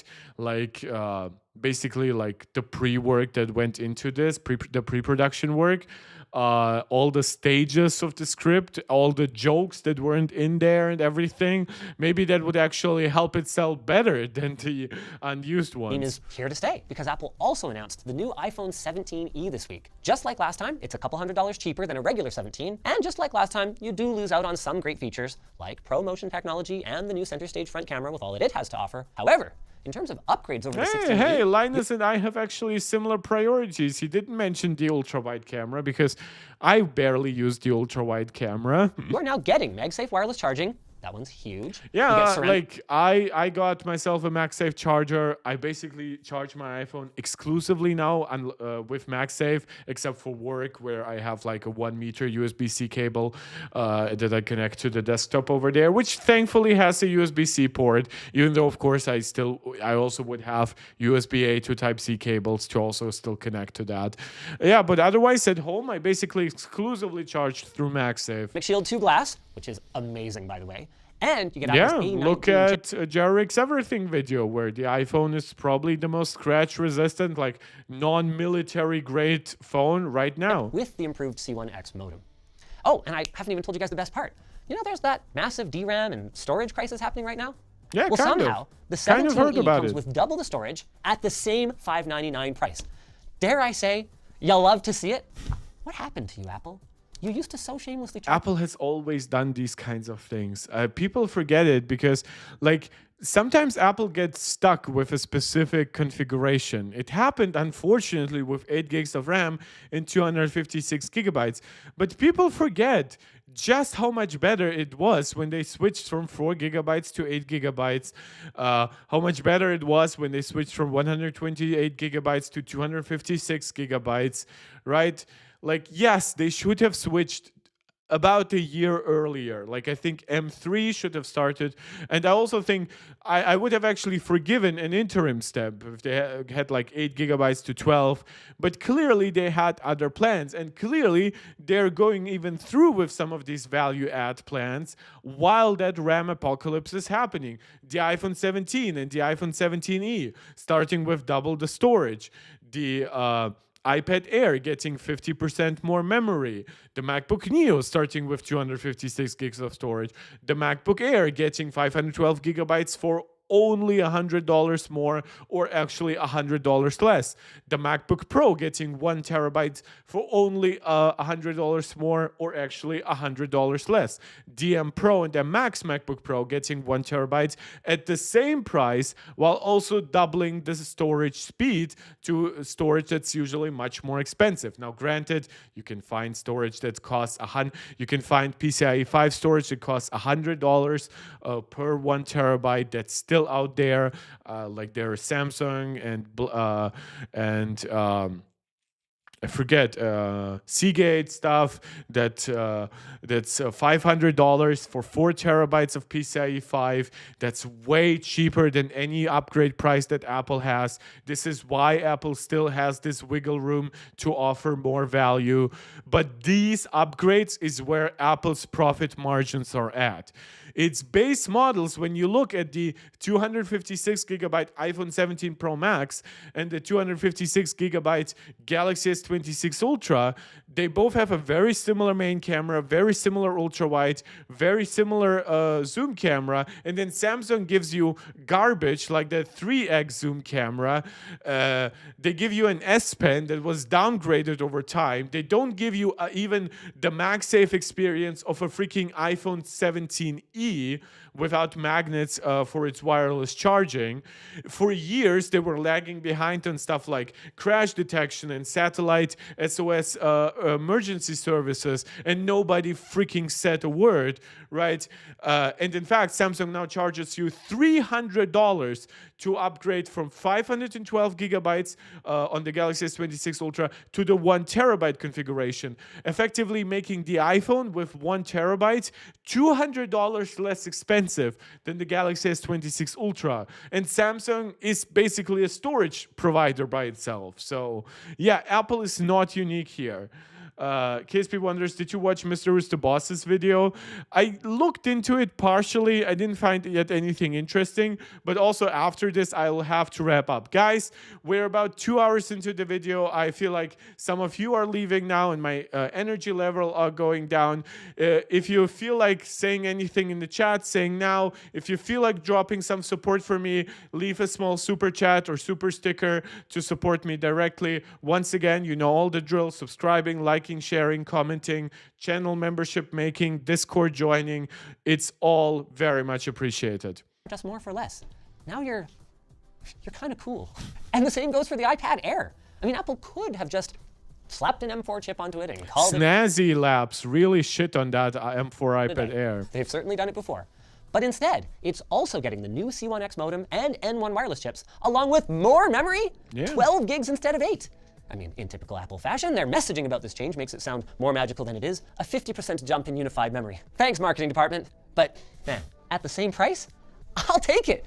Gimme, gimme, gimme. I mean, to be clear, not if you're coming from like an M3 iPad Air. You have enough RAM, and that's a new enough device. Like 8 gigabytes on my iPad Pro and one iPad Pro have never like my tabs stay open. Even if I have like a lightweight game in the background, it stays open sometimes for days. But if you're coming from an older iPad, this new one looks significantly faster. And of course, we'll get the latest software updates for longer. Oh, it has better AI as well. I kind of glossed over that in some of the earlier stuff, but pretty much everything has better neural processing than ever before. Well, the M4 has better neural stuff than the M3, but the real generational uplift is with the A19 chips and the M5 chips. So the MacBook Neo, the M4 iPad Air, unironically, are in that regard then worse than the A19-based iPhone 17e.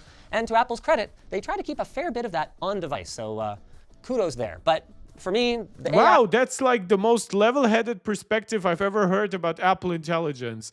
Like even Marquez tends to just say, "Oh, Siri sucks." AI is less of a focus, and the big one is the value. Truly, bravo, Apple. I don't know why. I mean, the Mac Mini already exists, but I didn't. It only now appeared to me that he has an Apple here because he's covering Apple. I thought it was just part of the decor.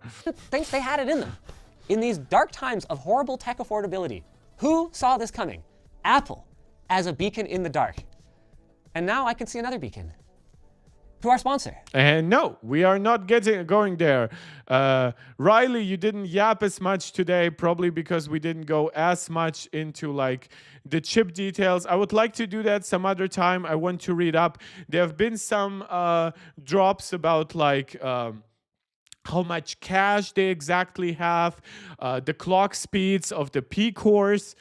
So I want to see if those early reveals are true. Otherwise, I might comment on it either tomorrow or I'll be back sometime on the weekend. I wanted just to use a little bit of the momentum from the previous videos. And I thank you anyone who tuned in today, commented, all that jazz, as I always pointed out. To all those who joined the Discord, helping us grow the community over there. Oh, I see somebody else also joined the Discord. So that's 2 people today. For the Discord. It means so much to me. KSP saying, why is there no direct way to check iPad's battery health? The Apple has been a little bit weird about some battery features for iPads and for Mac even though Mac lets you check stuff like this. Obviously, Mac gives you deeper system insights in general, but like you couldn't like limit your charge level on the Mac until like iOS 26.3 or 2 or macOS 26.3. So some stuff will just vary. Like there might actually be a different controller for the battery between iPhones and iPads and Macs. There might just be a philosophical difference for Apple to how people use and engage with these devices. Maybe Apple thinks because the battery on the Macs is so much larger that battery health is a little bit less important, asymmetric. So I would argue these are probably the go-to arguments. Riley saying, I want to see gaming tests and stuff. I saw the chip clock speeds, no 5 gigahertz. Yes, it's 4.6 gigahertz on the super cores, the same as on the M5 on the MacBook Pro. I think that should also be the clock speeds for the MacBook Air, but then the M5 iPad Pro clocks at 4.4 gigahertz. So that's its reduction, basically benefits mostly from IPC gains versus M4 rather than from clock speeds. But we'll get through all of that, how the fact that the new CPU cores have their own dedicated cache per core, which will obviously be a result of the new chiplet architecture. You want to reduce the need for crosstalk, even though that packaging is probably very low latency and very high speed, probably better than UltraFusion in every way, but you still don't want to rely entirely on it because that will consume more energy and that will still be worse than just relying on cache that's right next to the core. So we'll get through all of this in the next couple of days. I promise you that, unless something comes in between. Thank you again. As always, leave a comment, not just live, but also afterwards in the regular comment section, because that helps tremendously with the algorithm. Really, the last few videos and even this video have performed way better than I thought they would. So I really appreciate each and every one of you. And to keep connected with me and the rest of the community, I already saw some of you join the Discord. Go over there, share news, share suggestions, hell, share a criticism that you have about my style, and maybe give me suggestions on what I should improve. If it's a fair-minded, out of love criticism, I'll accept it and probably grow from it. That's what this channel is all about, and I'll see you next time. This is Marc Tech, tuning out.